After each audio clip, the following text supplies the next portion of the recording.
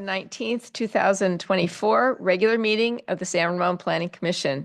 We'll call the meeting to order at 6 p.m.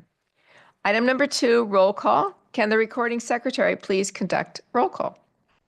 Commissioner Ahmed, Present. Commissioner Alpert, Here. Commissioner Wallace, I'm here. Vice Chair Curtis, Present. and Chair Kuznick. I am here. Thank you. All right, item 3, the Pledge of Allegiance. If we'll all stand and we will recite the pledge. I pledge allegiance to the flag of the United States of America and to the republic for which it stands, one nation under God, indivisible, with liberty and justice for all. Thank you. Okay. All right, we're going to move into item number 4, which is public comments or written communications. At this time, members of the public may address the Planning Commission on any item not already included in tonight's agenda. If you would like to speak, please fill out a speaker card located in the back of the room and submit it to the recording secretary. We will not be taking public comment via Zoom. So are there any speaker cards on non-agendized items? I have no speaker cards or written communication for this item. Okay, very good. Thank you so much. I mean, not very good, but thank you. Appreciate the. All right. Okay, we're going to go to item number 5, additions and revisions. At this time, we are going to propose a rearrangement of the agendas for a number of reasons. So what I'm proposing is that we're going to move the BR1A Park item to be our first one. Then we will go to the AT&T monopole, assuming that works. The third item will be the Climate Action Plan update, and then we will conclude with Bishop Ranch 11, the TrueMark project.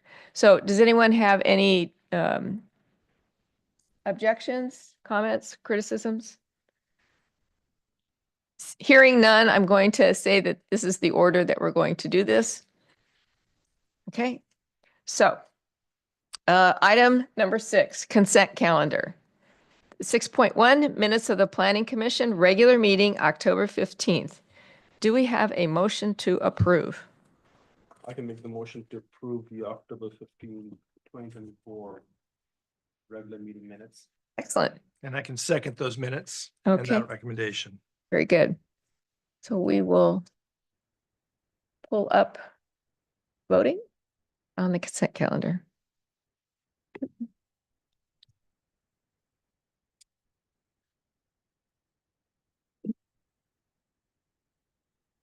All right, so that motion has passed at a 5-0 vote. So thank you very much. Okay. Okay, item 6, we don't have anything there. Moving on to item number 7, continued items after the closing of public hearing. There are none. Item number 8, continued items, open the public hearing. There are none. Item 9, public hearing, new items. Now this is where we're gonna go to item number 9.2. Make sure I got that right. Yes, 9.2. The public hearing, City Walk, Bishop Ranch 1A Neighborhood Park, South Parkway Green, located at 6141 Bollinger Canyon Road.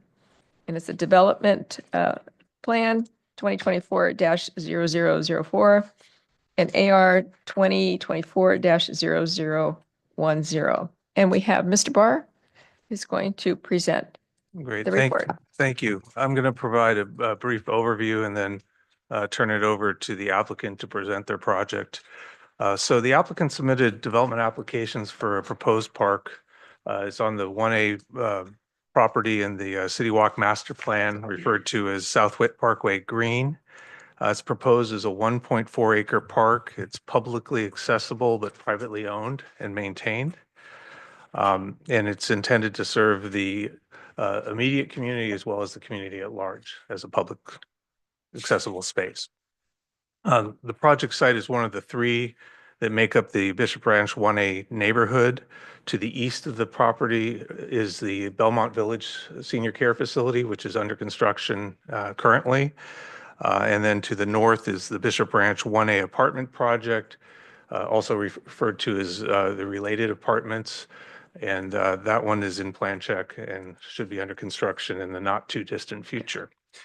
On September 12th, we brought this project to the Architectural Review Board. It was well received, and they provided some advisory comments, which have been outlined in the staff report. And also there's a response to comments document that was provided in your packet. Then on October 9th, it also went to the Parks Commission for review, and likewise, well received, some feedback from them. And there are response to comments also in the packet. So at this point, I'm going to turn it over to the applicant to walk through their project and show you some details. Then we're recommending that you open the public hearing, take public testimony, close the public hearing, discuss and deliberate, and adopt Resolution 0924, subject to the conditions of approval. And I'm available for questions as well. Okay. All right, so we have a presentation.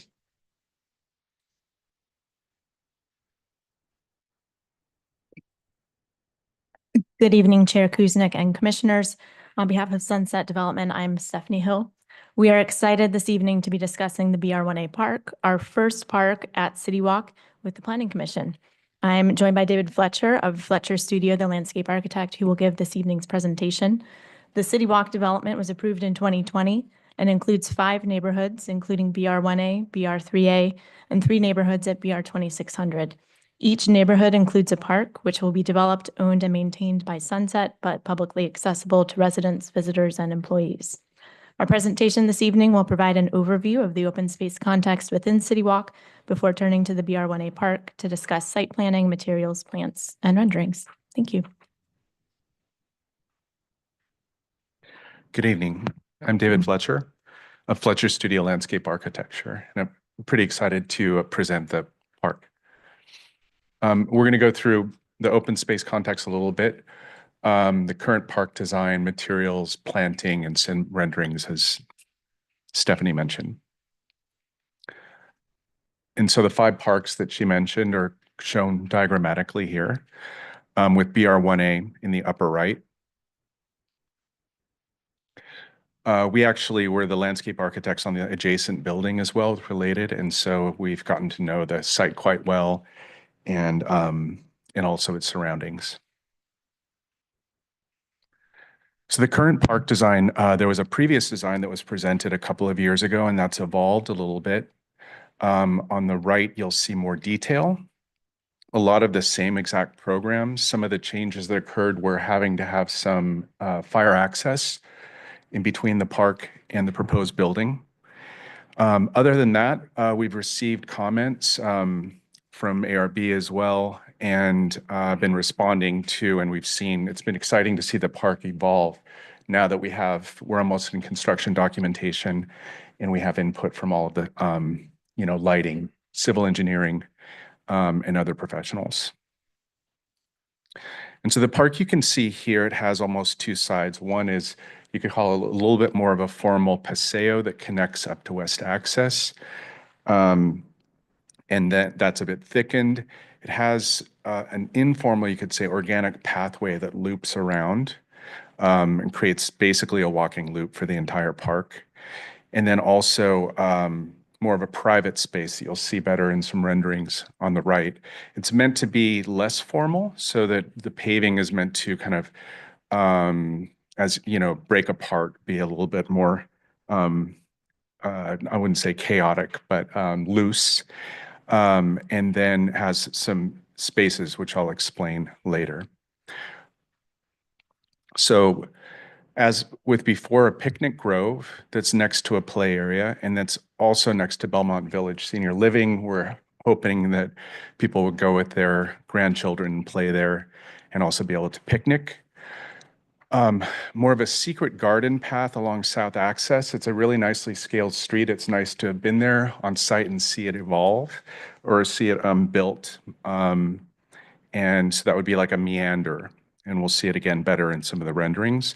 The plaza is meant to have an orchard in it and a future transit center. And then the promenade you can see to the left between the BR1A housing project and the main lawn. So circulation, there's this main kind of, you say, street sidewalk circulation that connects up to the Paseo. And then within the park itself, there's a smaller scaled, really nicely human scaled circulation that occurs. We also have the bike path that goes along Bishop Ranch 1. And then this showing hardscape. So a mix of concrete paving, decomposed granite, permeable paving, and then pavers themselves. And then finally, the play area would be a mix of artificial turf and some rubberized surfacing. There'll be a lot of opportunities throughout for seating, especially in some of the more shaded areas. So seat walls and tree wells to maximize space, game tables. We want the picnic area to be, you can see this picnic table and chairs like this pretty organic shaped space. In the trees, we see this as a continuation of trees that kind of wrap themselves around the corner between the park and the building. So to create a bit of an urban forest, break down the scale of BR1A housing into the park so you feel enclosed and a little bit secluded, and then also to create formal moments with a few groves. And then the planting will be a mix of, I would say, 80% native plants that are native to the area. David Gates has given us a lot of advice. He's been wonderful to act a little bit as a mentor on this project, but also some nitrogen fixing, soil building non-natives that we like to use. A lot of these have been reviewed as well, and we've gotten feedback on developing the palette. So this is aerial perspective looking back towards BR1A housing, down on the transit grove, let's say, into the lawn area. And then you can see the planting, we'd say the more dense garden on the right, and then the promenade on the left. This looking back towards Bishop Ranch 1, down on the play area, which we'll see, I think, a little bit better, but it's meant to be a mix of nature play and also structured play. So there'll be a netting-based, organically shaped space and play structure that goes through there. The picnic grove you can see, and in the background you can see the transit hub, and then some seating that's built around that. Also, we're sensitive materially to connect to BR1A housing so that it doesn't look like there's one idea, it looks like it's kind of continuous and complementary idea. So this looking at these sculptural, we're calling them stages. They're not really stages, maybe platforms that act as islands in the space. And then you can see the meadow beyond. In this, we're kind of contrasting the open spaces that you see here with the more dense spaces. So this is the meander that goes up to the senior housing, and it shows how kind of unexpected and secret some of the spaces are, which we're excited about, using topography and using plant materials so that you don't walk in and just get everything in one go. You have to discover things, and really appeals to people's curiosity. So here you see that. See the playground in the background. And then with that, that's the last slide, and it's open to discussion.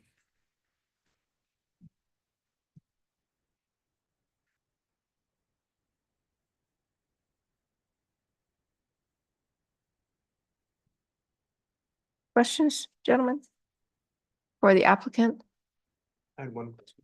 Good. Here, Do why don't you use your microphone? do you have any sample, or have you done other parks which are sort of visible in the East Bay that we can go see? Are Yeah. designs similar to this, or? Yeah, we have a current park, Esprit Park, which is in construction now, almost being finished. And then South Park, which is San Francisco's oldest park, Okay, which we did. You can look it up. It's on our website. nothing on the East Bay side. Nothing right now on the East Bay side. Okay. other clarifying questions before we deal with public comment? Go ahead, Commissioner Curtis. Yeah, I just had a question, and this might be more for Stephanie, but which one is the park being built first or is the apartment buildings being built first? I'm just trying to figure out like the timeline because I would hate for people to be in the park and there's all sorts of construction and maybe the park then has to be temporarily impacted or even closed because of the construction going on with the apartment buildings. So Belmont Village is nearing construction completion. They're aiming to have their temporary certificate of occupancy by year end. Mhm. We're projecting to start this construction of the park early next year with completion by the end of 2025. And then there would be protection as it relates to the apartment community fronting Bollinger being under construction, but we would try our best to minimize any impact of that development on the park. But I appreciate your concern. Okay, thank you. Commissioner Alpert. I think it was on the circulation slide. If you could go back to that one, just a question. That one, I think that last one before, next one, This that one. No, it would have been that one. The materials that are the walkway, I think I might have misheard. So is there any decomposed granite involved There here? is. Could you point out which ones those are? We want for 5, it says exposed aggregate concrete. And that's a pretty conservative description. We want that to be decomposed granite. Okay, is that like where they treated it so it feels like concrete, or is it really like the decomposed granite of old that? Well, that I would love. The decomposed granite of old that does so well all over the world, except, in California and some. So, but right now it would be a bound decomposed granite Okay, for ADA purposes. Right. yeah, that's perfect. We could have a whole conversation about that. That totally makes sense. I get it. Okay. Thank you. Thank you. Of course.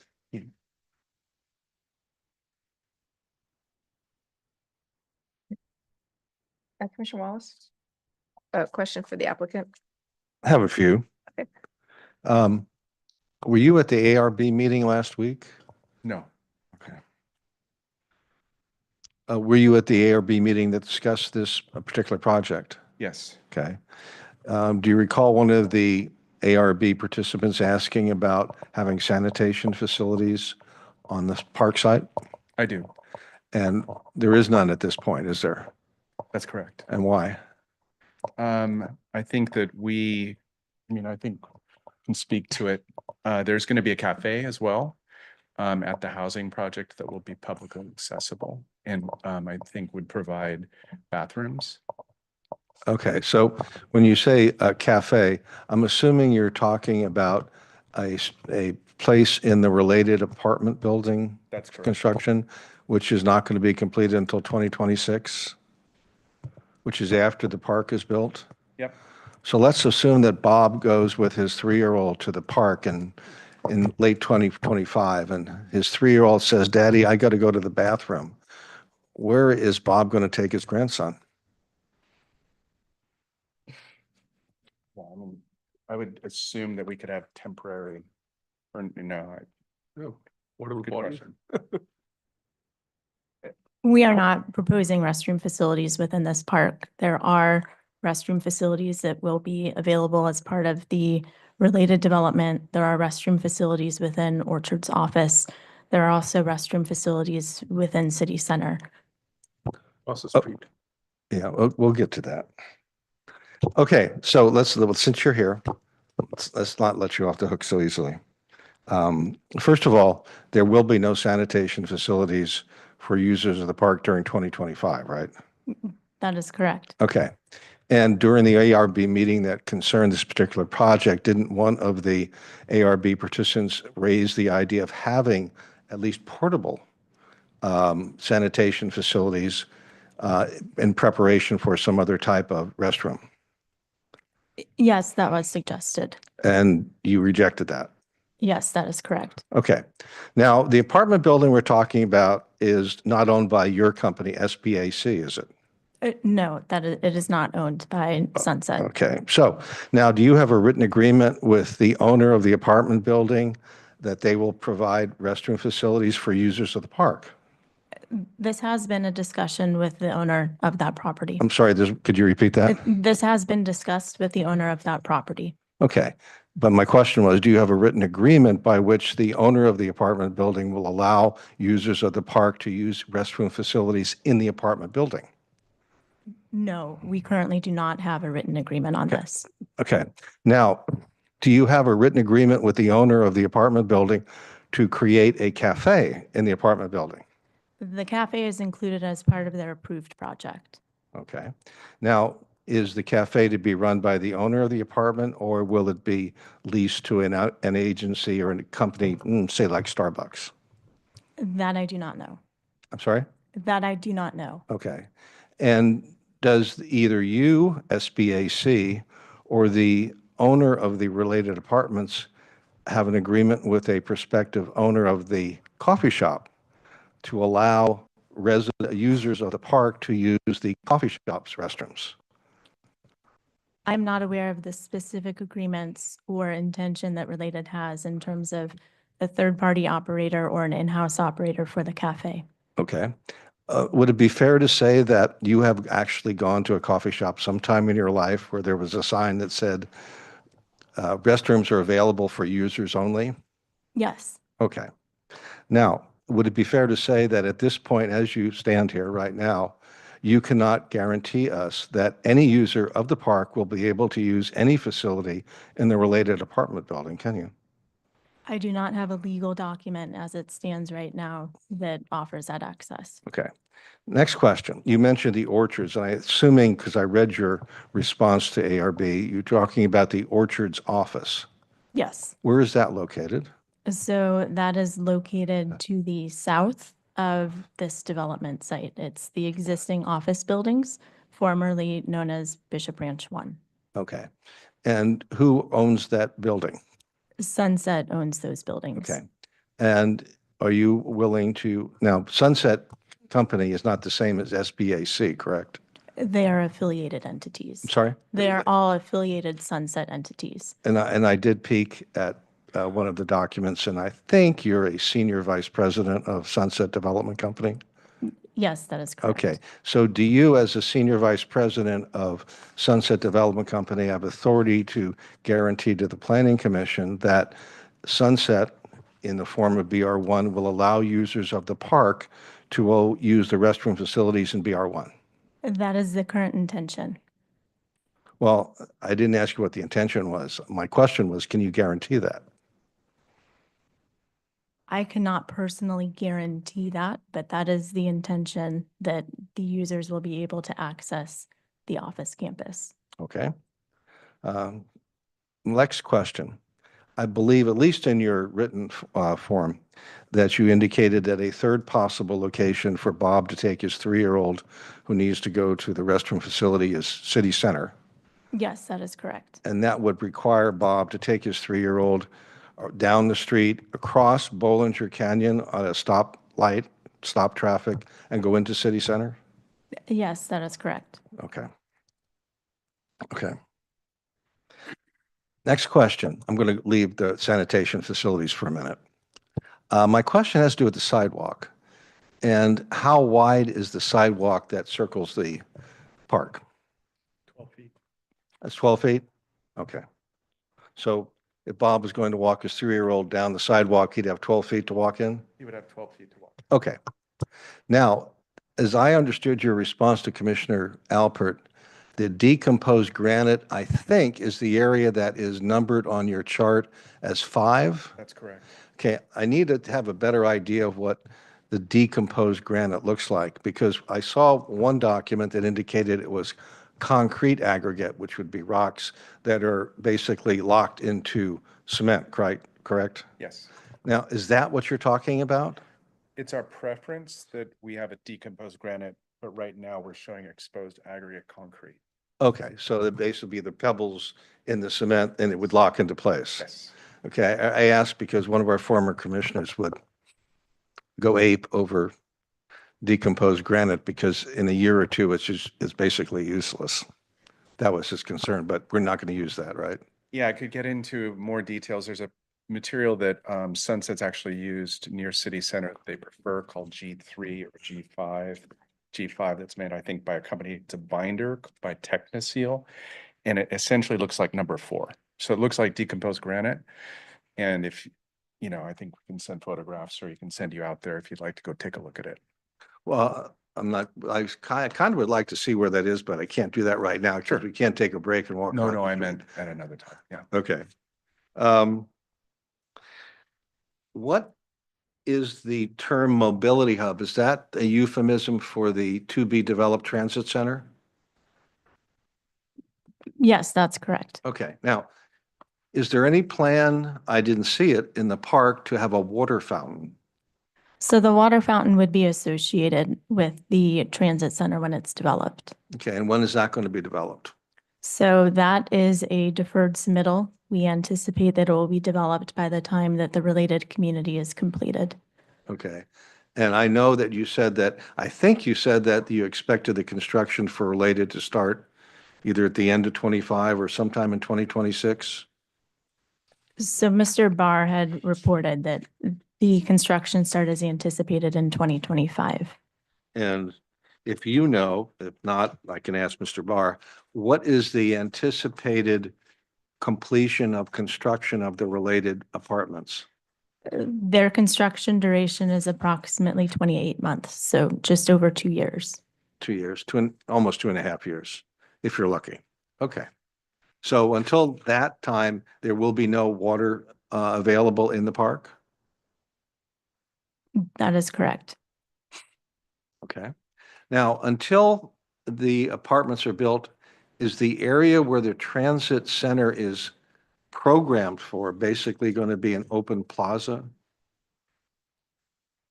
We are looking at how that space will be built out in the interim. Okay. Is it your intention to build out what is euphemistically called the transit center sometime before the end of 2027? So it would be coming online in parallel with the related community being completed. So yes, it would align with 2027. Okay. And is what you're looking at doing at that time a permanent structure? Yes.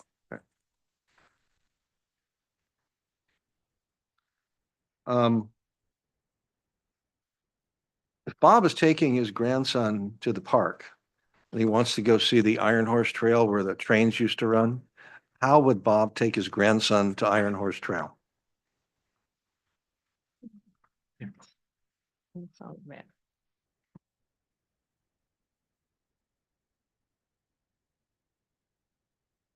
So I think you can see access here up to Iron Horse. So you'd be walking, basically, it looks like you'd be walking around the Belmont apartment complex to Iron Horse Trail. That's correct. Now, And At- also Bollinger. I'm sorry, I think this connection here on Bollinger. right. These maps are sometimes hard to read unless you have a north-south exposure on them. So you're going east now. You like this right here. Yeah. It's still a little bit difficult. Now, my question is there going to be an open access to Iron Horse Trail at that point? Or what would you have at that point? Or do you know? I don't know. I mean, I can comment a little bit on that. As part of the Belmont Village development, there was some site planning efforts that talked about a connection hub at the Iron Horse Trail, basically in line with the pedestrian circulation that comes up there. And it roughly aligns at the edge where the overcrossing comes down. so it would be an open access, not a gated or anything like that? Correct. Okay, thank you. Now, since I have your undivided attention, Mr. Barr, I did have a question, and I want to do it before we start going through any of the resolutions. If you could turn I to, haven't opened the public hearing yet, just so you know. okay? Okay. Well, I'm doing this before we get I'm that just part. reminding you. It's that a clarifying question. Yes. If you could turn to package, page 86.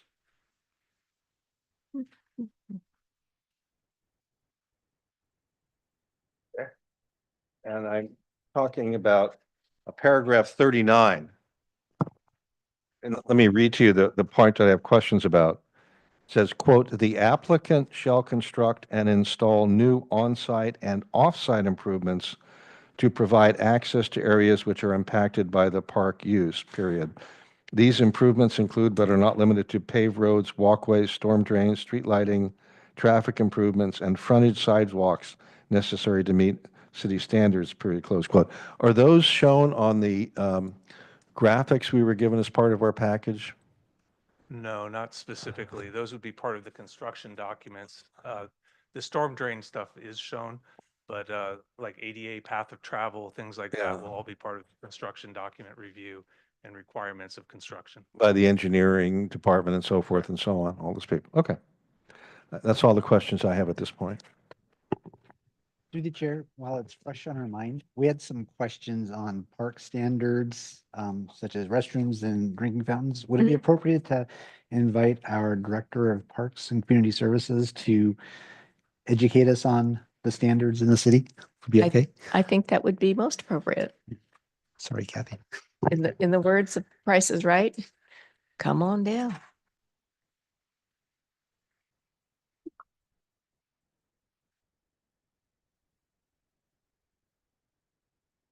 Good evening, Chair Kuznick. Thank you. Commission, what can I answer for you? I think you're going to need to come a little closer to the mic. Oh, there we go. A little bit better. Oh, yeah.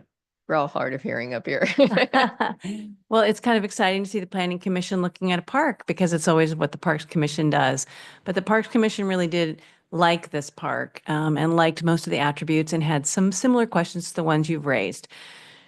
Since you've raised the bathroom question, it's probably important to note that only about half of the parks in the city, we have 64 parks, have restrooms. All of the community parks do, the really big ones. Neighborhood parks, it's probably a little less than half of them have restrooms. So it's not a must-have, it's desirable, but it's not necessarily a must-have item. All of our parks, no matter what size, have water, though they do have drinking fountains and access to water, and the vast majority have flipped now to water fountains with bottle filling stations and doggy water dishes. Mhm. Trying to think what else you'd want to know. That was it.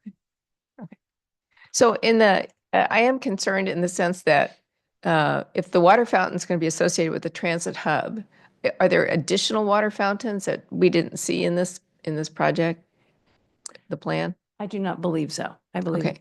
So if the transit hub gets put in a year later, then that first year, there is no water.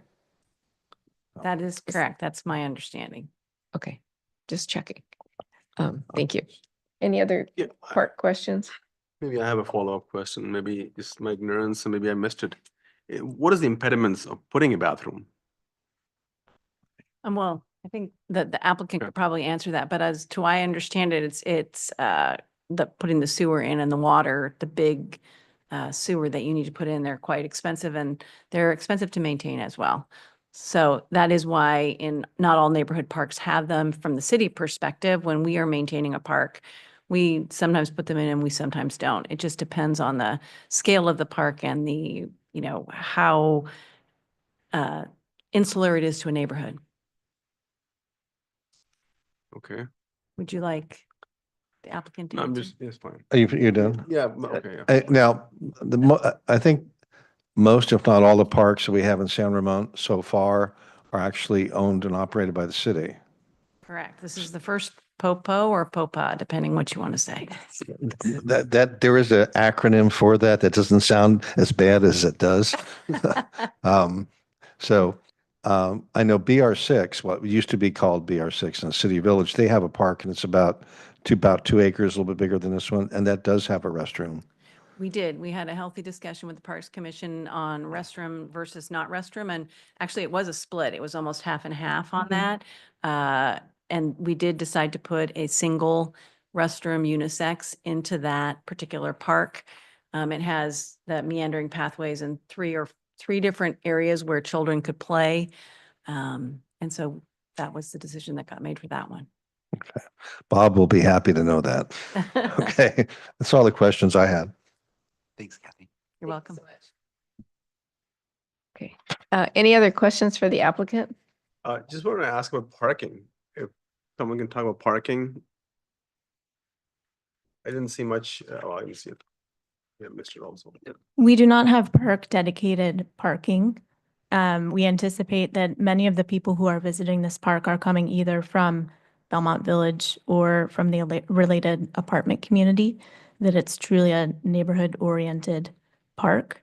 With that being said, there is a substantial amount of parking which is within the Orchards office, the Bishop Ranch 1 office campus that we do not heavily regulate. Well, I probably should not be saying that in public. So if people are visiting and they do park there to access the park, but we do anticipate that this is more of a neighborhood-oriented park rather than a regional attractor. So if people who are not neighborhood, they come in, they can park in that office area? We, I haven't seen the parking space. I don't know how big it is. it's a pretty big? substantial Okay. parking area. Okay. And then there are parallel parking stalls adjacent to the Belmont Village development along East Access Road. So there are some parallel parking spaces within the residential developments in addition to the office parking. Yeah, thank you. Question. It's my recollection from years ago when we did the Belmont Villages project that it was discussed that if the Belmont Village residents had people visiting them and all the spaces were taken up that are associated with the Belmont Village property itself, that they would be able to park at BR1. Do you recall that? Yes, that is correct. There's a shared parking agreement between the Belmont Village development and the office campus. Okay. Now, with respect to users of the park, and since it's across the street from City Center, maybe some people will come down, use the park and walk across and go to the pub. Is there any guarantee you can offer us that people using the park will also be able to park at BR1?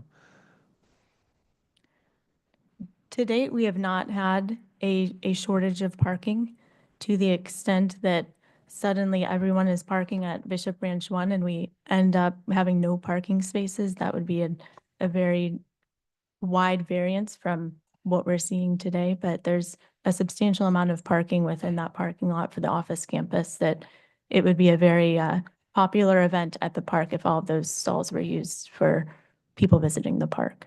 What that sounds like is, no, I can't guarantee you that users of the park will be able to be park at BR1, but we really don't think that's going to be a problem. Yes, that's another way of saying that. All right. Okay. Thank you. No further questions of the witness at this time.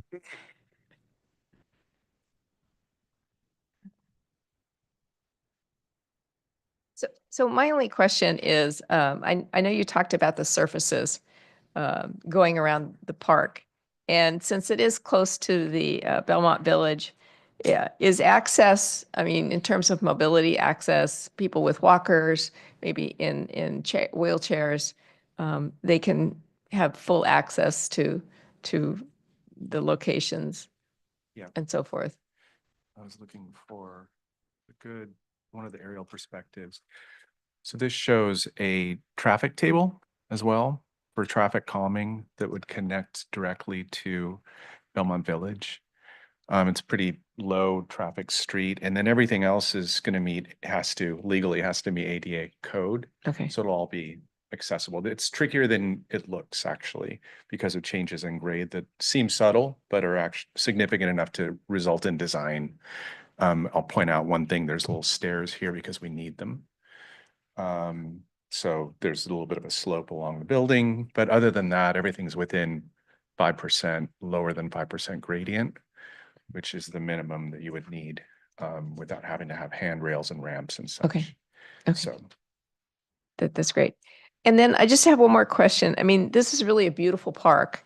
And one of the challenges that could be foreseen is as we go public access, but privately owned. So in this particular park, is there an agreement between Belmont Village and Related, or who takes the lead on maintenance and mowing and all that good stuff? So Sunset's landscape team, who maintains the majority of the Bishop Ranch campus, this will fall under their purview. So It will be the same landscape team that's taking care of 2600 will be taking care of this park. Okay. And then the last one is, I like the idea of the orchard area. And I would just say that it would really make my heart feel warm if at some point you could squeeze in a little spot where maybe we could have some residents gardening, maybe some raised beds or some half wine barrels, so that somewhere along the line, they might like to putter in the garden. I know it's not part of the plan, but it might be as we go forward. And I think we can certainly look also at just edible. We had conversations about learning gardens as well and using edible plants. Okay. And we haven't talked about true orchards with fruit trees, which is an exciting plums, or something, but we'll have that conversation. Okay. And then finally, that the pollinator garden Yeah. is fairly close to the kids' play area. You don't anticipate any Mostly bee sting butterflies. problem? I mean, there's, yeah, mostly butterflies. Okay. Is what we're expecting. A lot of natives, but there's going to be bees here and there, and it's just Sure. part of the, fun of being a kid. Okay, that's true. Okay, thank you. All right, any other comments before we open public comment? Okay. All right, thank you. All right, at this point, let me find my script here because we're out of order. At this point, we will open public comment. And Amy, I haven't received any speaker cards, but written public comment was received by Commissioner Wallace as part of the public record and provided to the commission prior to the meeting. okay. So we have no speakers. Okay, so then we will close public comment. Okay, now let me get back on my script here. We now to discuss, commissioners.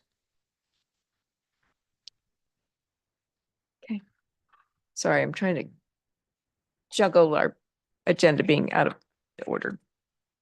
Go ahead. Thoughts on the park? Commissioner Wallace, would you like to perhaps, I suspect that you want to say some things about the resolution and the conditions of approval. Well, before we go on that, I did want to say a couple of things. One is, obviously that the applicants put in a fair amount of time designing a park. I hope that it's used by the people who live there and people that walk along Iron Horse Trail. I'm not happy about the lack of sanitation facilities. Originally, they were going to be required to put in a building that had restrooms, but that was taken out when the development agreements were drafted in 2020. So there's no requirement under the design guidelines as amended by the development agreement to do that.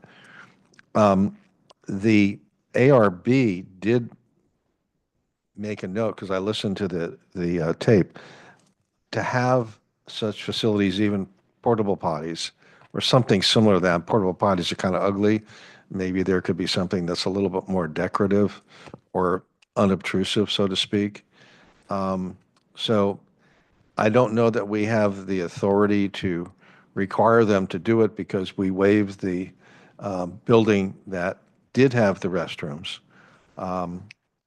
But ARB, I think, was convinced because there were alternatives that were offered, like the coffee shop. And I guess my question at this point to staff is it possible to have a condition of approval that would require that the applicant guarantee that there will be facilities either at the orchards or at the related apartments? Doesn't have to be a coffee shop. I don't care what it is. But is that something we can do in a condition of approval? I would argue that conditioning the related project, seeing as it's a separate ownership, is not likely to happen or be legal, because we can't put a condition on a third party that's not represented here or involved in the application process. With regard to BR1, I think it's sort of the same issue. They're different entities. They're not the same. I mean, yes, they're related in terms of the applicant, but this is a discrete application. But I don't know the details of the legal arguments, whether it can be done or not. That's just my intuition, given that there are multiple ownership interests. Right, I understand the issue about multiple entities being involved, but the question is, the guarantee would run from the owner of the park to the city. But how can you compel them to do something to another, or enter into an agreement with somebody that may not want to enter into an agreement? Well, I guess that would be their problem if they failed. Well, again, is that a reasonable condition? That was the question. I mean, I would because, say no. okay, okay. Well, notwithstanding that, I would hope that the applicant would reconsider having some type of reasonable sanitation facilities. It seems to me with the layout of the park that there could be something that would be unobtrusive but available to the people. The other thing I was thinking about is the transit center. I guess it's going to be an open plaza until that gets developed. Is what that plaza, is that what that transit center is going to be? Is that still up in the air, so to speak? Well, it was part of the original approval Right. concept for the master plan. But yes, the architecture has not been submitted as of yet. I know. There are amenities and the purpose was identified in the guidelines as well as the master plan. And there's a series of these mobility hubs spread out through the City Walk master plan area. And so it's really intended to come online as the demand for the neighborhood comes online, as was mentioned with the apartment project. Okay. So this is sort of a little bit of a hypothetical, but when the application comes in for the transit center, could a condition of approval be made to have a water fountain there? Yes. Okay. Okay. I want to leave it open to my fellow commissioners if they have some other ideas besides, or we just want to go straight to look at the resolution. Gentlemen, discussion?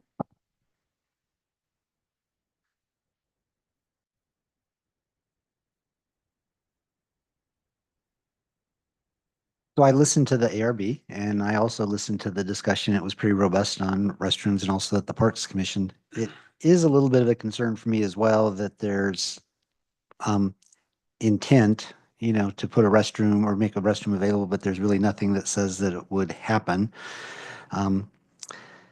I thought the BR1 solution, while not ideal, was at least something under the control of Sunset, but listening to Lauren, it may not be. Well, I'm making the distinction between a legal obligation and the goodwill of the property owner. I mean, those are different things. Right. And I would suggest that they've demonstrated goodwill in proposing that as an option. And there's nothing currently that says they wouldn't follow through on that. Sure. Yeah. I would tend to agree with Mr. Barr about that, but you'll have to forgive me for having a knee-jerk reaction on legal issues. I guess I am actually on the opposite side. I think we're trying to put a condition on a private entity that we don't even put on our own public parks, that every single one of them has to have a facility. I think it's a beautiful park. I think it's done a great job and it will add a lot of value to that area, which has been pretty much a giant parking lot and an open lot for many years. So I think that it's a great design. Yes, it would be fantastic if there was a restroom, but I think that the way that it is designed and the way that's presented, I would see no problem moving forward with it in terms of passing the resolution and allowing the planning commission, or excuse me, the land use and so forth to go forward on this. I think you're trying to actually increase the cost for somebody that we don't even increase the own city cost on because it's a private owned entity, considering that half of our own parks don't even have a restroom available to them. Well, being a father of a 4-year-old, I can tell you that they use the bathroom a lot. So if I have to go ever use this park, I would be reluctant to go. But I guess it's a neighborhood park, so they're expecting that kids who live around there can go back to their home and go to the bathroom. So I think, Visiting the people at the apartment or at Belmont Village, then the people probably with them would also have access to their own location. Then Maybe maybe that's the thought process. So Bob doesn't need to be grandfather, commissioners. I have a 4-year-old. So that's my only concern. I did not understand the bathroom issue, but now I'm concerned about it, so. It's troubling. All right. So we have been asked to consider a resolution and some conditions of approval.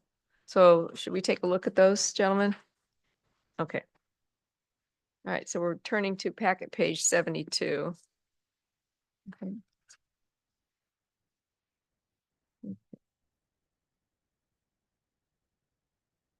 And before we get started, Eric, could you, or Commissioner Wallace, sorry. You sent us a version in which you're suggesting some change in language.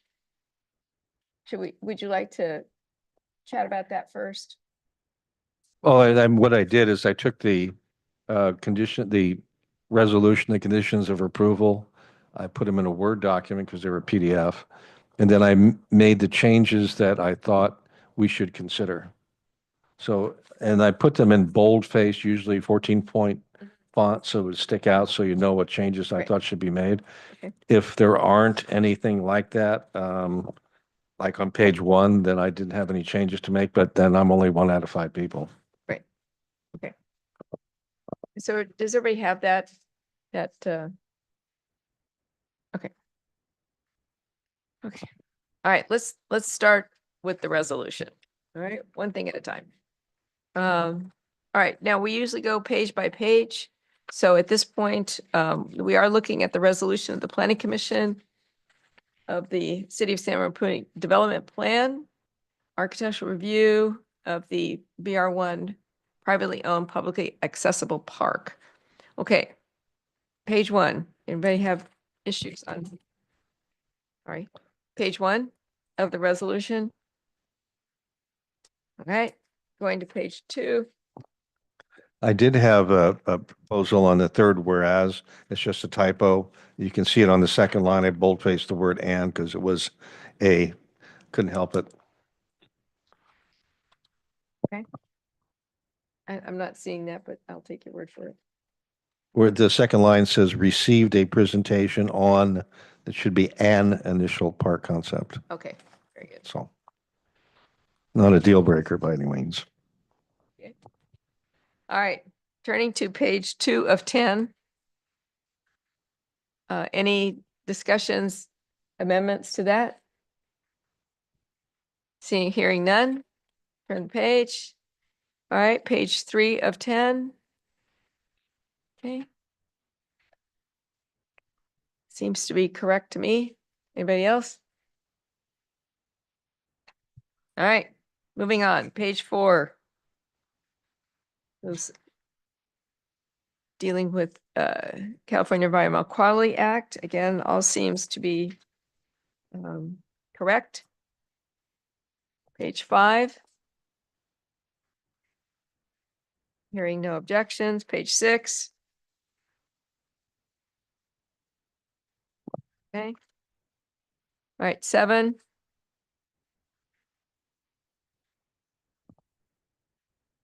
Okay. And I think this is where we get to where Eric has changes? No. Okay, Is it 7 or 8? I'm on page 8, sorry, Yeah. Page 8. page 8. Okay, This- let me preface our discussion Right. by noting what my issue was on most of these items.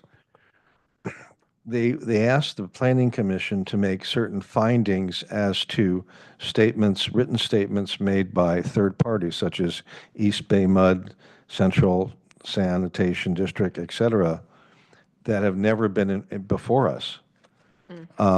And I personally have a problem in verifying this happened without seeing it.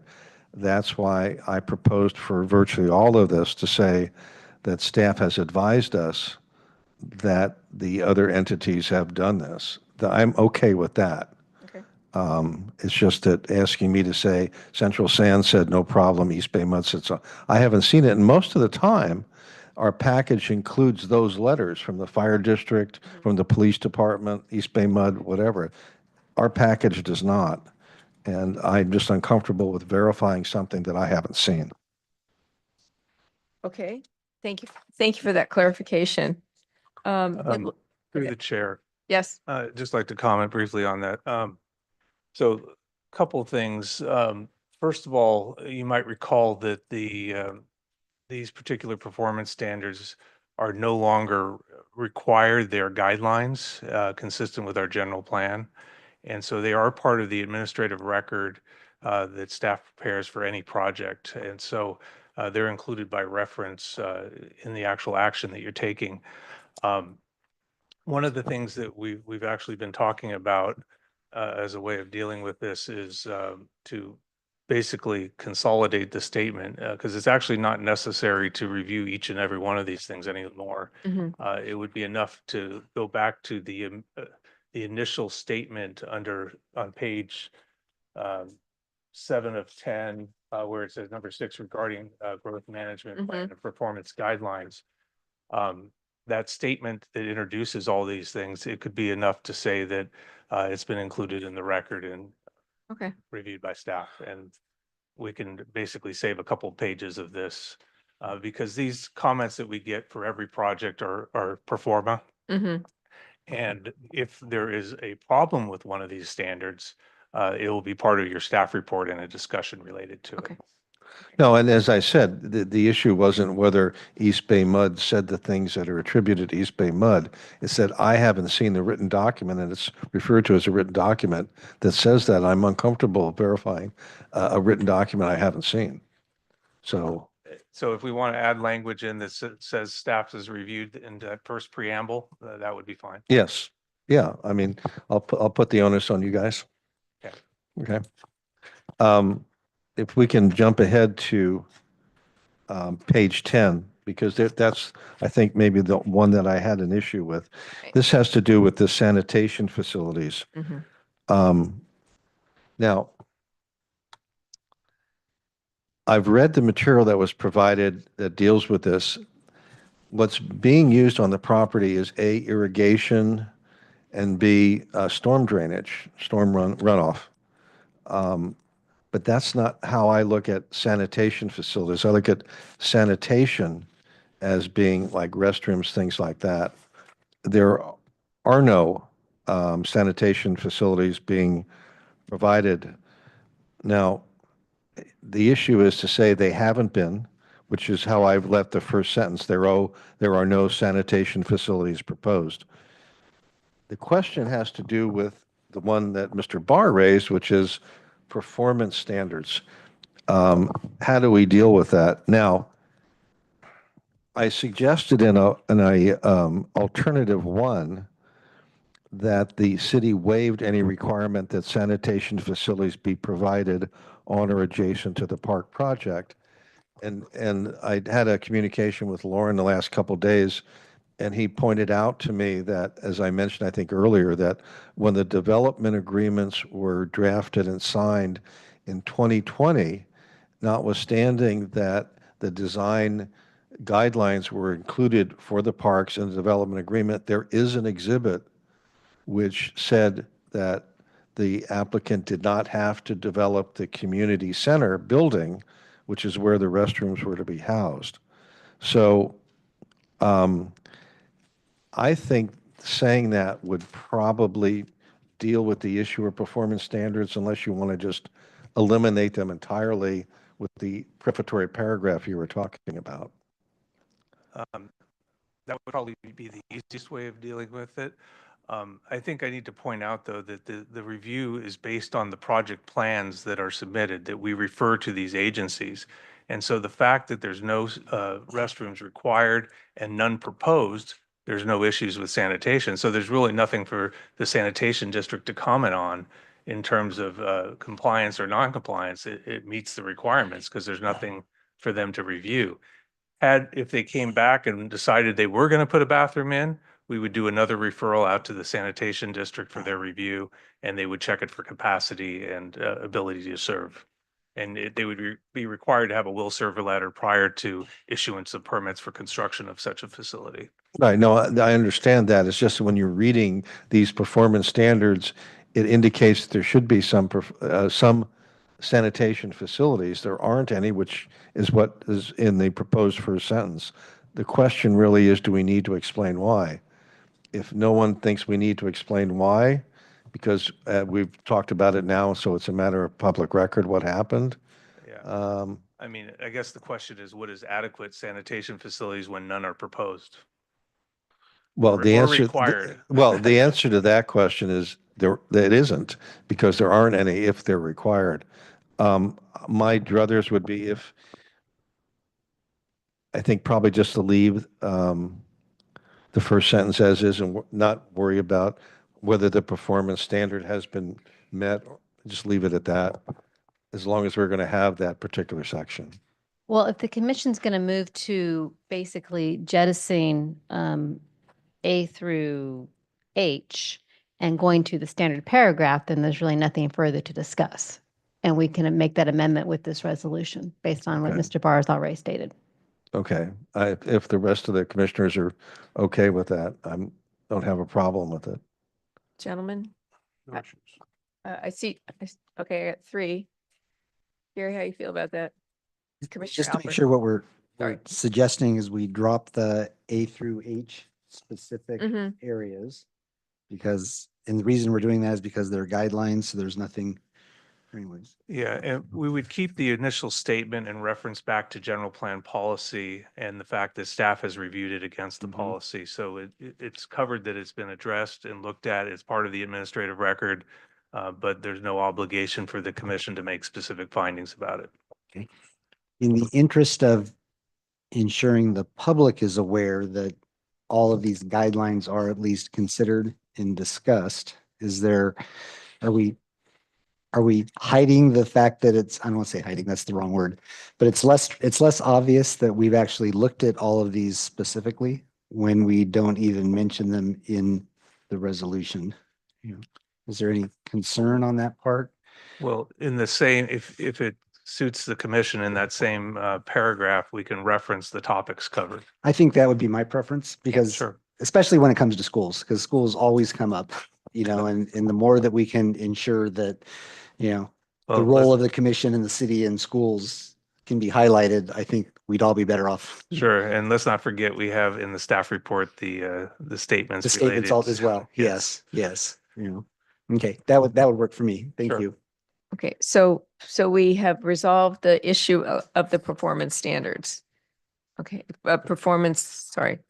guidelines. So that will be, so you guys have that for as amended. Okay. All right, moving on to page 9 of 10. Therefore, it be resolved. And we're all okay with the rest of the language. Yeah, we're going to roll all the performance standards into the prefatory paragraph and Yes. save some trees. Yeah, especially as we talk about a park. Okay, excellent. Do we want to vote on the resolution separately? I think we do. Or do You the- need to move the conditions with the resolution in one motion, not separate Okay, motions. we'll keep Thank you. going. Here we go, guys. All right, conditions of approval. We are on page 1 of 8. Any issues on any of those? Okay. Hearing none. Page 2, none. Oh, nope. Go ahead. Paragraph 11, I would strike the last sentence. I think it's redundant.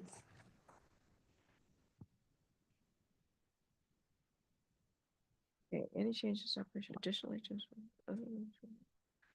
fine. zoning shall determine the appropriate. Okay.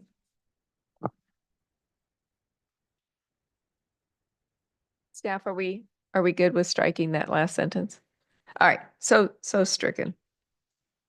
All right, page 3 of 8. Okay. Again, this seems all correct. Page 4. Okay. I have no marks. Page 5.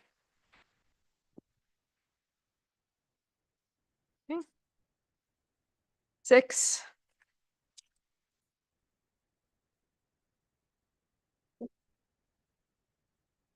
And then finally, 7 and 8.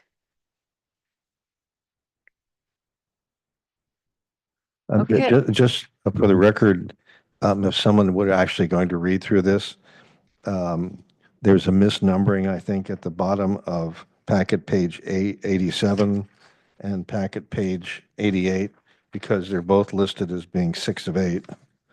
Okay, I thank you. think, I think the pages are misnumbered. 5, 6, 7, 8.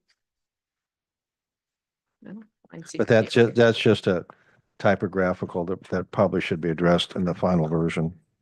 It's not a substantive issue. I don't see it. 6 of 8, 7 of 8, 8 of 8. What packet page are you on, Eric? Okay. Okay. We'll fix it. Okay, that might be my misprintout. Okay.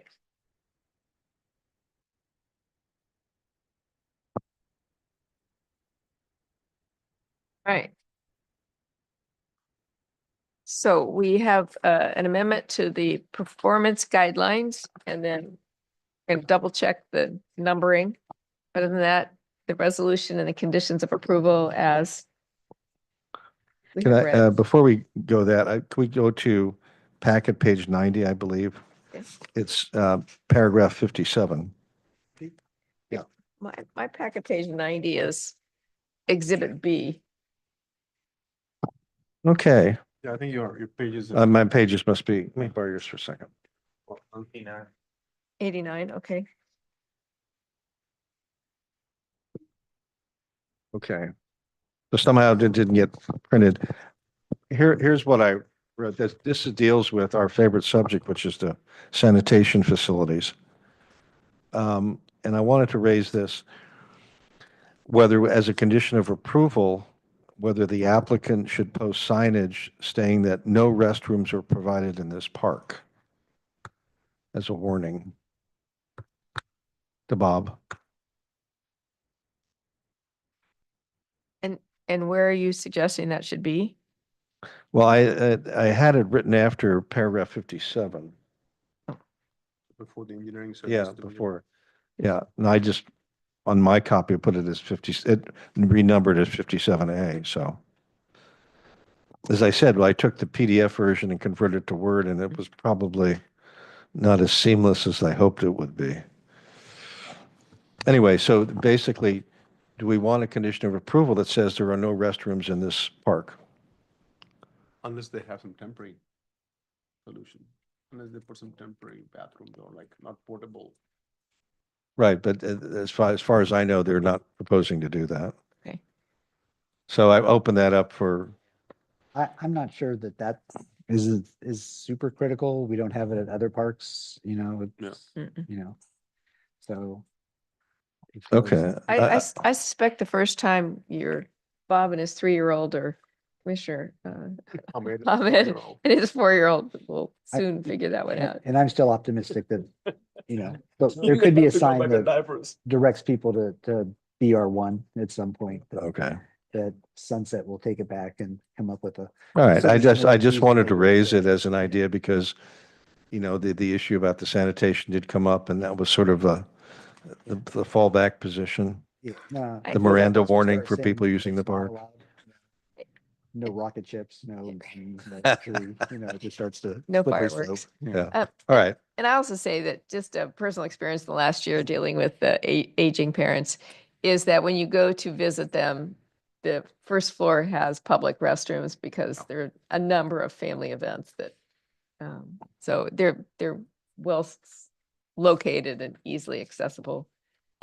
And you're right, if you're visiting the residents, again, the issue is people who are coming off Iron Horse Trail because they need a break from all the exercise, so, but we'll just, Okay, this is not worth fighting over, No. so all right, we'll see what happens. all right. So we need a motion, please. Okay, since I'm doing all the talking, I would propose that the Planning Commission approve resolution number 09-24, approving development plan DP 2024-0004 and architectural review AR 2024-0010 for the approximately 1.4 acre Bishop Ranch 1A privately owned, publicly accessible park located on the southwest portion of the Bishop Ranch 1A neighborhood within the City Walk Master Plan.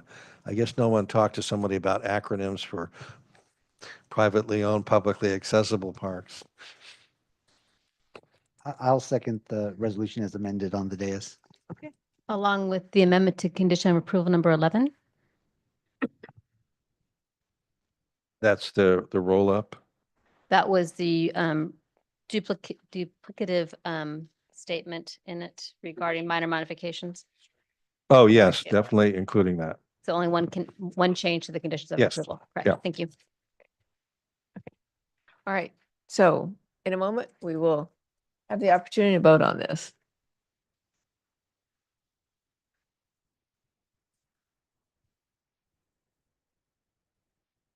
Okay, so the votes are in and it is 5-0. It is approved. So excellent. We look forward to seeing it come online and all the beautiful walkways and plants and so forth. So thank you.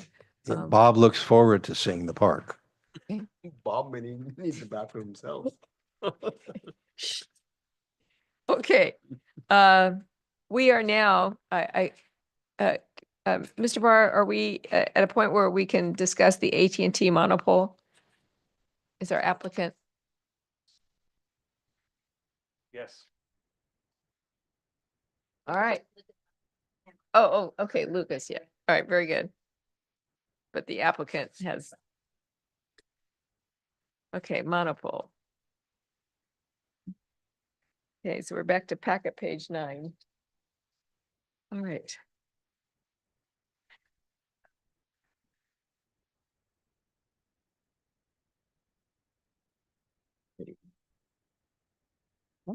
Thank you again for moving this around. Okay. Good evening, commissioners. Before you for your consideration this evening is the AT&T Crow Canyon Monopole at 5,000 Crow Canyon Road, land use permit 2024-0002. Again, located at 5,000 Crow Canyon Road, the general plan designation is public and semi-public, zoning district public and semi-public with an approximate acreage of 7.36 within 2 separate parcels. A little bit of background, the subject site includes the existing City of San Ramon Service Center facility. In May of 1996, the zoning administrator had approved a land use permit to allow Pacific Bell Mobile Services to establish a wireless communications facility with 2 mounted antennas on the rooftop of the existing maintenance facility buildings. And then between 2003 and 2019, the city has approved multiple minor modifications to the wireless telecommunication facility equipment. That includes a minor modification request to increase the total count of the antennas to 4 in 2019. That is the extent of the modifications over the years at this facility. The applicant is proposing to establish a wireless telecommunications facility land use within the existing City of San Ramon Service Center facility. It will include the removal of the existing roof-mounted wireless telecommunication facility and the 4 antennas, as well as its associated equipment. They're proposing to install a 100-foot tall monopole consisting of 12 new panel antennas, 9 remote radio units, an emergency generator, and associated equipment within an approximate 417 square foot lease area. The project intends to incorporate a streamlined design with non-reflective gray finishes for the monopole and all antennas, cabinets, and associated equipment. And the applicant has provided a radio frequency report, which concludes that the proposal does not exceed any thresholds of significance established by the FCC. Before you is a proposed site plan. They will have an access easement from Crow Canyon Road that will allow them to access their lease area on site. It will be located in the northwest corner of the parcel in the back. This location has been approved and reviewed by the City of San Ramon Public Works Department and reviewed by the city manager as well. Regarding the land use requirements, so this is a preferred site within the public and semi-public zoning district. The zoning ordinance section D444.C requires the proposed land use permit application because the wireless telecommunication facility is visible from the right-of-way, requiring minimizing aesthetic impacts. And zoning ordinance section D2-25A states that new land uses and structures within the public and semi-public zoning district shall be designed, constructed, and/or established in compliance with the requirements specified by this use permit for the proposed wireless telecommunication facility. In regards to design considerations, the proposed project incorporates a less is more design approach. That comes in with the streamlined monopole design, the gray non-reflective finishes for all the antennas, cabinets, and associated equipment. And at the city's request, the proposed design protects the visual characteristics and the city of the city and minimizes adverse visual impacts by not incorporating a faux monopole tree design. Given there are limited trees and vegetation in the area, nothing that reaches the verticality, so it would stick out a little bit more than a streamlined design would. And therefore, it will be aesthetically similar to the existing structures and the equipment on site as to be expected at a service center. Proposed elevations, again, the monopole will have 12 panel antennas, 9 remote radio units within 3 sectors. So each sector, 1, 2, and 3 will look identical to what you're seeing on the screen. All the associated equipment at the bottom will be concealed behind a chain link fence. And then there are existing bollards on the service center site that will protect it from any day-to-day activity. Did my best to try and show you the proposed photo simulations. They're very hard to see, but I'd like to view that as a good thing. On the left, we have the existing looking southwest at the site coming down Crow Canyon Road. On the right, you have the proposed with the proposed installation. At 100 feet tall, it is the optimal height as proposed by the RF engineers, and we don't believe it exasperates the ridgeline characteristics. The second view is looking northeast at the site, coming up Crow Canyon Road. Again, minimal impacts to the site given the streamlined design and the non-reflective finishes. Therefore, staff recommends consideration of a categorical exemption for the project pursuant to section 15303 of new construction or conversion, of small structures under the California Environmental Quality Act of 1970. Staff recommends that the Planning Commission receive the staff report, open the public hearing, take public testimony, close the public hearing, discuss the subject application, and if appropriate, adopt a Planning Commission resolution number 08-24, approving the project application subject to the conditions of approval. A member of the applicant team is in the audience for any questions, and I'm available for questions as well. Okay, very good. Thank you. Is the applicant going to make a presentation or just available for questions? Just available for questions, no presentation from the applicant today. Do we have questions, gentlemen? I have just one question. So this is being leased off the city site, correct? That is correct. How long is the lease for? That would be determined by the Public Works Department. So the Public Works Director and his staff will coordinate the duration in accordance with the city manager, the city attorney's office, and AT&T. Okay, so it hasn't been determined just yet. No, the entitlements are required to be completed prior to the city attorney's office finalizing any lease agreement with the applicant. Do we know how much a standard lease would be like in yours? Because I'm just thinking like, are we going to put a 100-foot pole up there and then 5 years from now, AT&T's like, forget I would it. turn to my Public Works colleague in the audience for that answer. However, again, this would be determined based on calculations that they have, the impact of the area, and any future modifications that they'd want to have. I'm just generally just curious more about I it. don't, Yeah. I don't unfortunately have that answer, but I will reference that again, with the lease being established with the city, we are looking to minimize any future aesthetic impacts or additions to the pole. Right. Minor modifications are approved ministerially, but again, any additions, we'd reevaluate any lease agreements or applications. And what increase performance will this provide to the residents in San Ramon by having this new 100-foot pole as opposed to the 2? I don't even know how large the poles are now or the antennas are now. I will turn that over to the applicant to answer that question as I don't have the details of that specifics.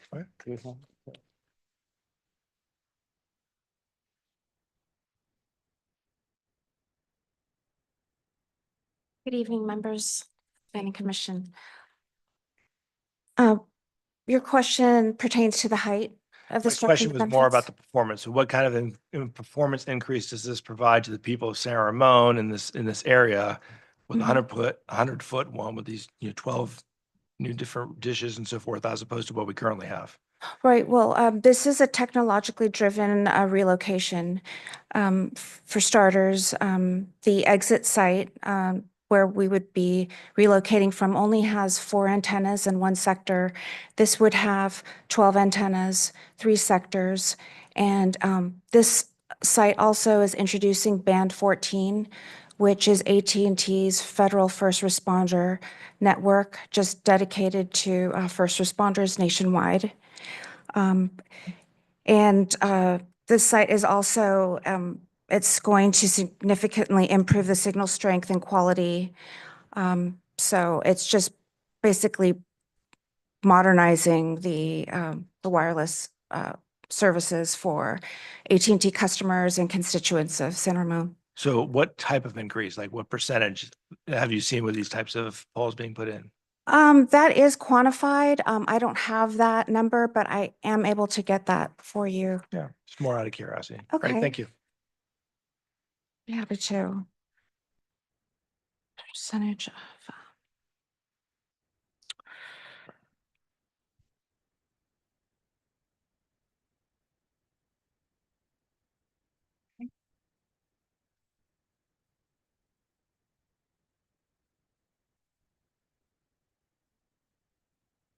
I'm going to follow up on Commissioner Curtis's question about the lease, and I'm going to try a different tact here.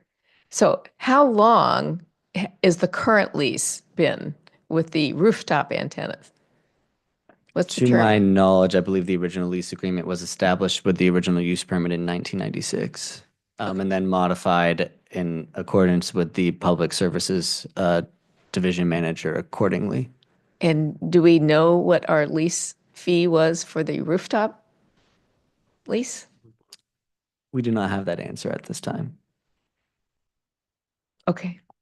I think it's safe to say that cellular coverage needs is not going to go down Fair enough. over time. And that, if the concern is a tower is going to go up and in 2 years they'll tear it down, I'm pretty sure that's not going to happen, especially knowing that it's part of the public safety network, which is, an AT&T service.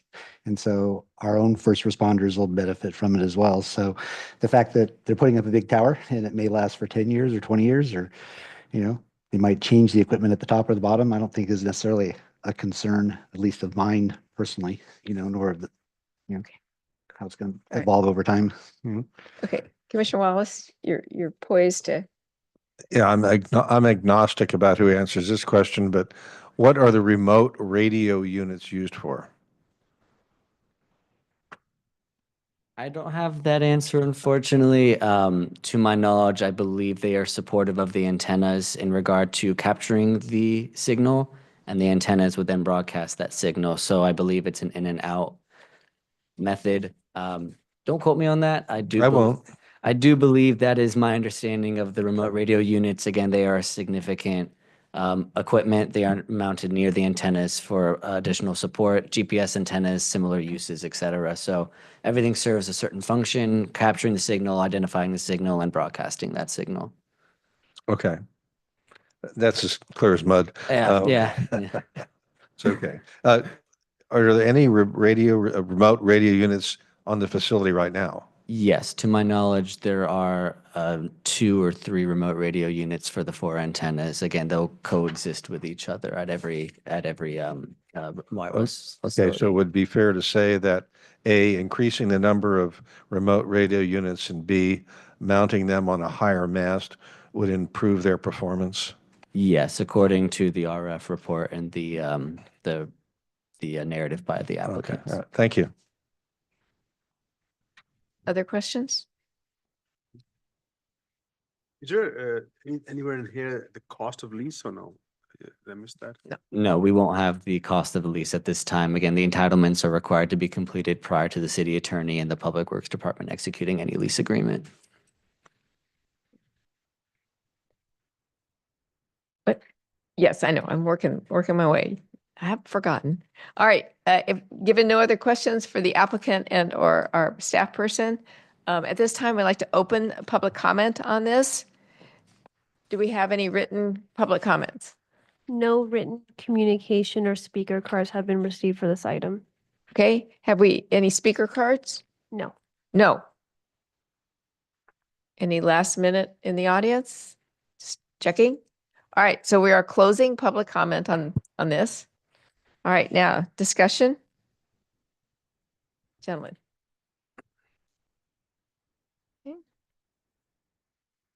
Well, what they're doing is they're improving to an unknown degree the cellular signals that are now being run through the corporation yard as is. Correct. So I think that's a positive. I've not heard anything that says that's a negative. It's away from basically every human being except all those poor people in the corporation yard. But we probably have in the budget hazmat suit funds. And in terms of the lease, I'm guessing that the lease is being negotiated by the city manager or someone in the city manager's office. With the city attorney's office and the Public Works Department. Okay. Well, I'm sure the city attorney will be involved to some extent. After all, he's a Correct. lawyer. But I think that in terms of the lease, I would reasonably anticipate that they will be more or less as favorable for the city as possible. So I don't see a problem with the technology involved or the location. I love your photographs. It seems to me this is an advancement that is of minor problems to anybody in the city. So I would be disposed to approve the resolution. I agree. Okay. Yeah. All right, you want to walk, let's talk about the resolution, see what it says. Get to my page here. So do you want a motion before we go through it first, or do you want to do the Sure. walk through it? Okay. Well, then I'll move for adoption of resolution number 0824, resolution of the Planning Commission of the City of San Ramon approving land use permit 2024-0002 located at 5000 Crow Canyon Road, APN 217-050-022 and 217-050-024. All right, gentlemen, page 1 of 5. Do we have any corrections or amendments to what we see here? Do we have a second to the motion before we Oh. move forward? I can second. Sorry, a little rusty. Okay, we have seconded. We're good to go discuss. Do we have to vote on? I guess we gotta do the thing here, right? We're not voting yet. We haven't read it yet. We're just gonna vote? You I'm- can. Through the chair, I'll stop the motion so you can vote on this after the discussion. Jumping the gun. Okay. All right, let's, is there anybody have corrections or modifications on the 5 pages of the resolution as has been entered in the record? Okay, how about the conditions of approval for same impact project?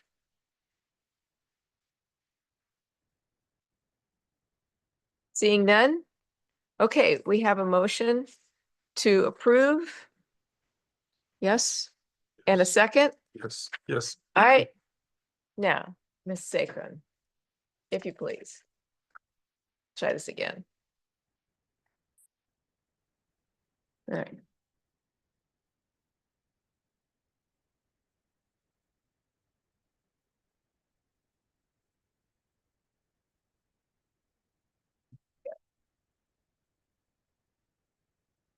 All right. So the vote is 5-0. The motion is adopted. So we will be getting a monopole. Thank you very much. Okay. All right. Now back to again our amended order of items. We're moving to the climate action plan update. So, which is in our packet, page 231, for those keeping track. Okay. And Mr. Driscoll, welcome.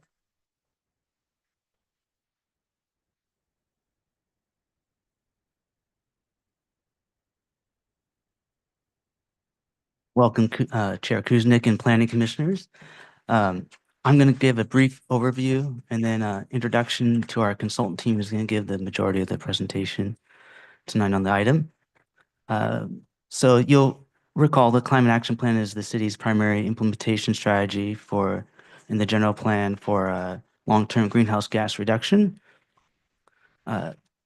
Based on feedback from the Planning Commission on October 15th and from the CAP Task Force on October 30th, the greenhouse gas reduction measures list has been revised with some minor changes that's attached to the staff report.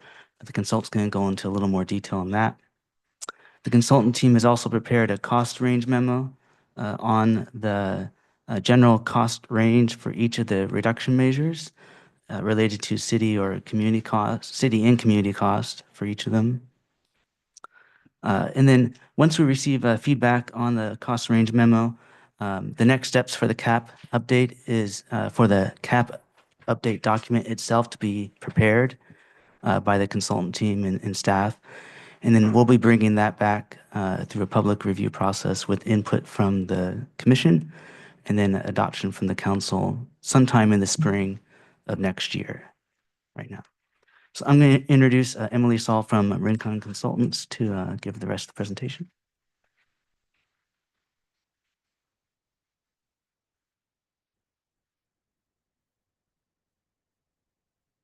Good evening, commissioners. Thank you for having us here again this evening. I'm Emily Saul with Rincon Consultants, and we also have Ryan Gardner from Rincon Consultants, the Director of Climate Action and Adaptation, with us here this evening. So as Ryan Driscoll just summarized for us, we are going to briefly review the updates made to the greenhouse gas reduction measures, as well as the feedback we received from Marine Clean Energy, and then focus on the cost range memo this evening. We will review the purpose and methodology of the analysis, and then a summary of the results. We will then end with next steps, which Ryan Driscoll has already just summarized for us. So based on the recent feedback received from the Planning Commission on October 15th, as well as our latest meeting with the CAP Task Force on October 30th, we have made some minor updates to the greenhouse gas reduction measures. The main update was that we removed measure WW3 because we received feedback from the task force confirming that there are limited opportunities for groundwater recharge in the city. We also added additional partnerships and engagement events related to open spaces and electrification specifically. And we added flexibility in the named partnerships in the actions. So that is when saying partner with X organization in an action, that action, for example, will now read partner with organizations such as X to allow for more flexibility while still remaining specific to help with implementation of the CAP. We then also heard from the task force questions for Marine Clean Energy, or MCE. And based on the task force input, we reached out to MCE to solicit their feedback as a partner on Measure E1. Just to refresh everyone's memory, Measure E1 calls for San Ramon to switch automatic enrollment to MCE's Deep Green option to provide 100% clean community power by 2026 and maintain an opt-out rate of less than 3% through 2045. MCE expressed that they are excited to support San Ramon with this measure and that they will be able to determine the feasibility of this measure, that is switching residents up to MCE's Deep Green or the 100% renewable option in mid to late 2025. And MCE has also provided information about the cost difference for switching to MCE's Deep Green option today. So today, Deep Green is only 1 cent more expensive per kilowatt hour than the base rate option. And for most homes, MCE let us know that this will cost about $5 more per month. Now on to the cost range memo specifically. The purpose of this memo is to serve as an informational tool for city staff. And this memo will help the city, oops, hit the button too soon. This memo will help the city prioritize measures and actions to focus on high impact and low cost measures and actions. It will help the city develop a CAP implementation plan to phase these priorities into a implementation schedule and assign them to different city departments for implementation. It will help the city allocate city resources, including budget and staff time, and it will help the city differentiate between funding from the city's general fund and funding from grants. So really it's going to help identify areas needing grant funding. And it is worth noting that this cost analysis is just a start. It will continue to evolve during the implementation of the CAP update. As for the methodology, this memo was developed to identify the relative level of effort in terms of financial costs and staff time needed to implement each measure for both the city and the community. And the methodology includes a few key concepts. This includes time of replacement. This concept means that the CAP is not asking people to replace appliances or vehicles while those items are still useful. It's asking replacement to happen at the end of those items' useful life when people are already going to be making a purchase anyway. And this prevents waste and allows for cost effectiveness. Another key concept of the methodology is life cycle costs. This means that the analysis is looking not just at the upfront costs of an item, but also at the operational costs over a product's lifetime. And these two concepts together allow for cost savings from certain measures and actions in the CAP. And the analysis also identifies the greenhouse gas reduction benefit for each measure. It, however, does not identify the other benefits of these measures, including the resilience and public health co-benefits to the community, the benefits of helping the city position for grant funding, and the benefits to help the city align with existing long-term city policies and plans such as the bicycle master plan. Those benefits are again excluded from this methodology, but they will be included in the actual CAP update document. So it is important to remember them when reviewing the costs in this memo. And since this methodology allows for a high-level analysis, in some cases, measures will require more in-depth costs and feasibility analyses to identify the specific costs on a project-by-project basis for the measures. And this is why, if you remember, several measures include a feasibility action in the greenhouse gas measure reduction list, a feasibility action that is to perform a cost or feasibility study during implementation.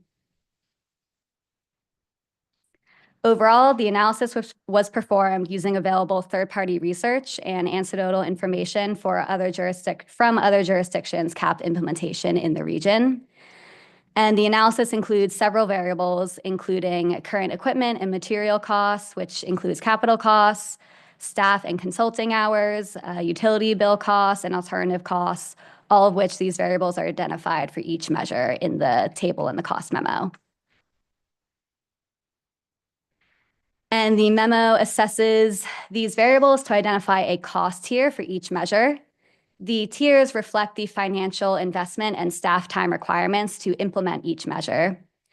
A cost tier is identified for each measure for both the cost experienced by the city and the cost experienced by the community. And summarized here on this table are the different cost tiers. More detailed definitions for these cost tiers are included in the memo itself in your agenda packet.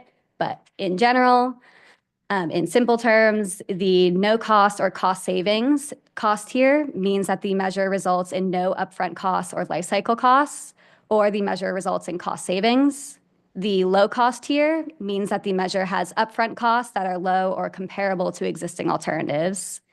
The moderate costs means there are upfront costs that go beyond the existing alternatives. And finally, the high cost means that there are substantial upfront costs that go beyond existing alternatives. These can generally be thought of as infrastructure and technology system upgrades that do not get offset over the lifetime. And while the memo itself, again, has a more detailed results table, here is a brief summary for this evening. So this table here assigns each measure a point to the cost tier it received. And if a measure was said to fall across more than one tier, if it fell across two tiers, it was assigned half a point in this summary table to each of the cost tiers for its range. So for the city, almost all the measures are either low or moderate costs, with only a couple being high cost. And for the community, most of the measures are either no cost or cost savings and low costs, with just a handful falling in the moderate cost tier and one having the possibility of reaching the high cost tier. And Mr. Driscoll has already summarized the next steps in his introduction, so I think we can save time and skip this slide for now. But we will end over.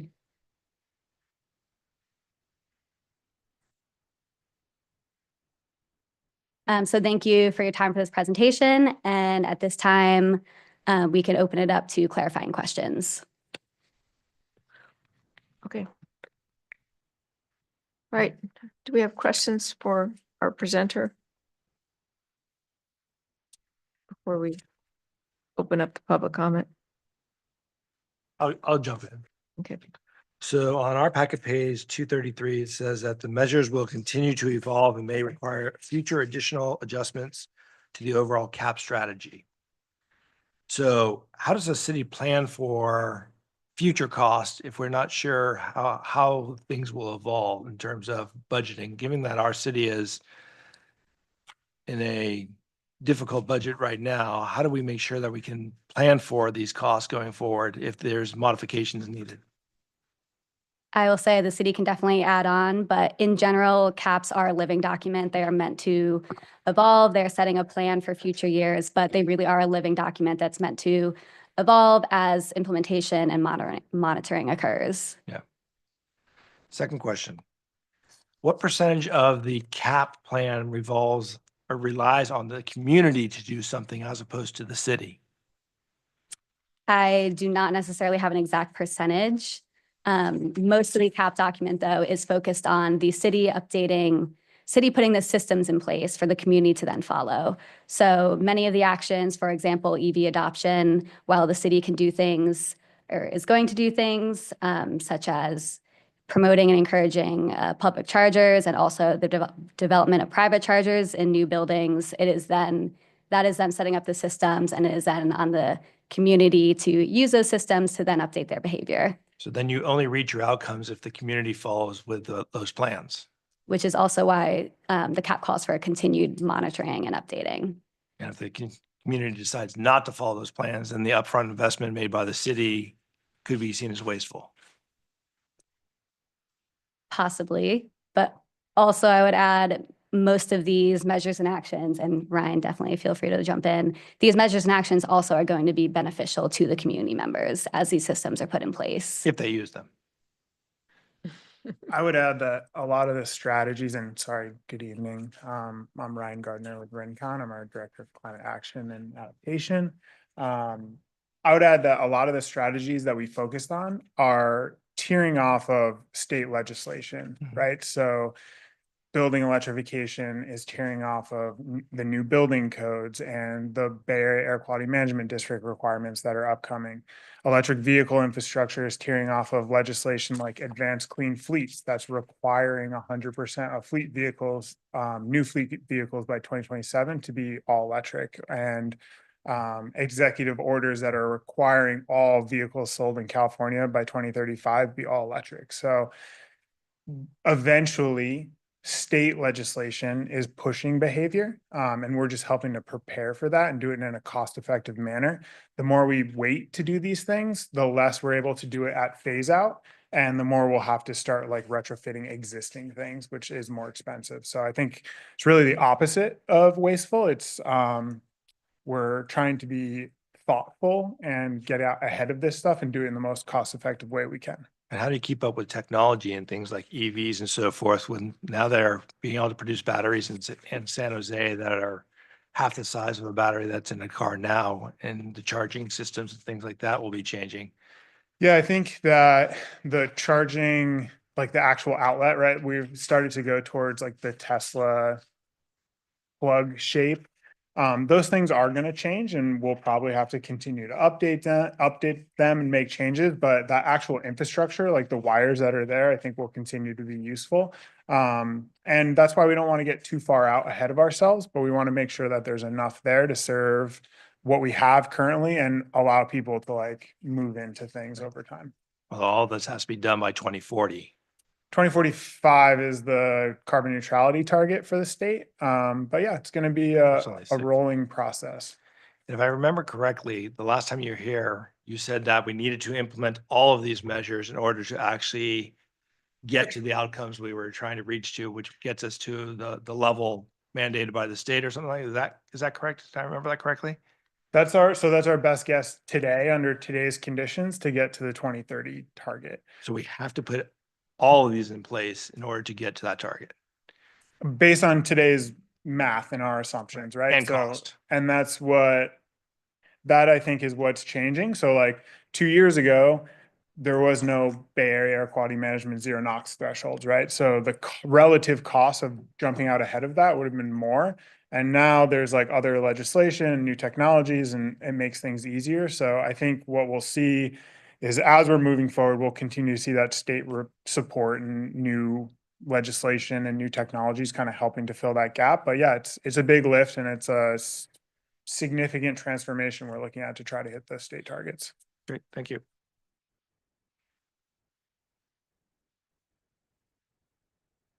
No, Joan? Gentlemen? I have no questions. Okay. I'm glad you brought up the E3 one because I had some questions about that.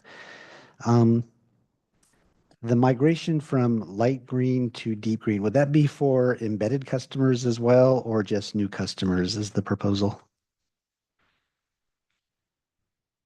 Do you mean, is this talking about Measure E1 for marine clean energy?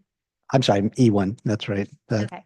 The MCE deep green. So the measure is calling for all community members who are already on marine clean energy, who are already enrolled in marine clean energy, to be opting over to a 100% renewable option from them. It's not focusing on other customers who are using either PG&E at the moment or direct access. Okay. And then I think I read that MCE was evaluating the feasibility and what it would take to do. I did have a question, and I listened to I attended actually our last city council meeting, and our vice mayor shared, and he sits on the MCE board, that MCE in their 2023 power content mix report, and I don't really know what I'm talking about here, announced that they're 99.9% fossil free, meaning they're not using anything carbon-based to generate electricity. So my question is, what is the benefit then of implementing deep green when light green is already 100% carbon-free? That is a great question. So if you can see, I don't remember the exact page number, but in the cost memo, you can see the greenhouse gas emission reductions that we have estimated for that switch from light to deep green. I believe it's around 10,000 metric tons of CO2e in 2030. And while I'm assuming, Ryan, if you're more familiar with their renewable mix, let me know.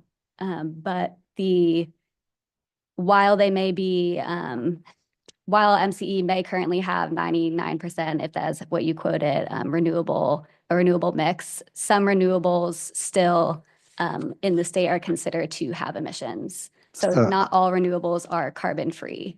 Okay, so I guess I misheard him. He did say that 99% are fossil free, and I'm looking at their table straight off their webpage. 60% is eligible renewable, and 40% is hydroelectric, which the state doesn't classify as renewable, but is carbon free. So my question is where did the greenhouse gas reductions come from by going from light green to deep green? So the math in here was based off of what was available for the year we did the greenhouse gas inventory, which was 2019.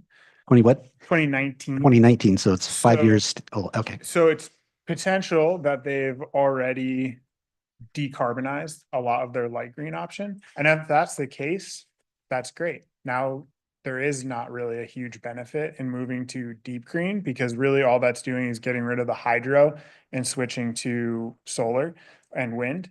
So from a greenhouse gas emissions perspective, that if it really is, and I haven't looked at their power content label lately, but that could be what's going on. Which would be great news, because that means that you've already kind of gotten that carbon benefit, and that would be less of a priority for sure to switch to Okay. get that fraction of a percent. Okay, increase. it'd be, well, I know that we're not ready to, send the report up to the city council for some time now, but, since it did come up, I would want to just make sure that the forcing our customers to go from light to deep, and even though it's only $5 a month, that might be enough money to matter to some people, and it does take away a choice.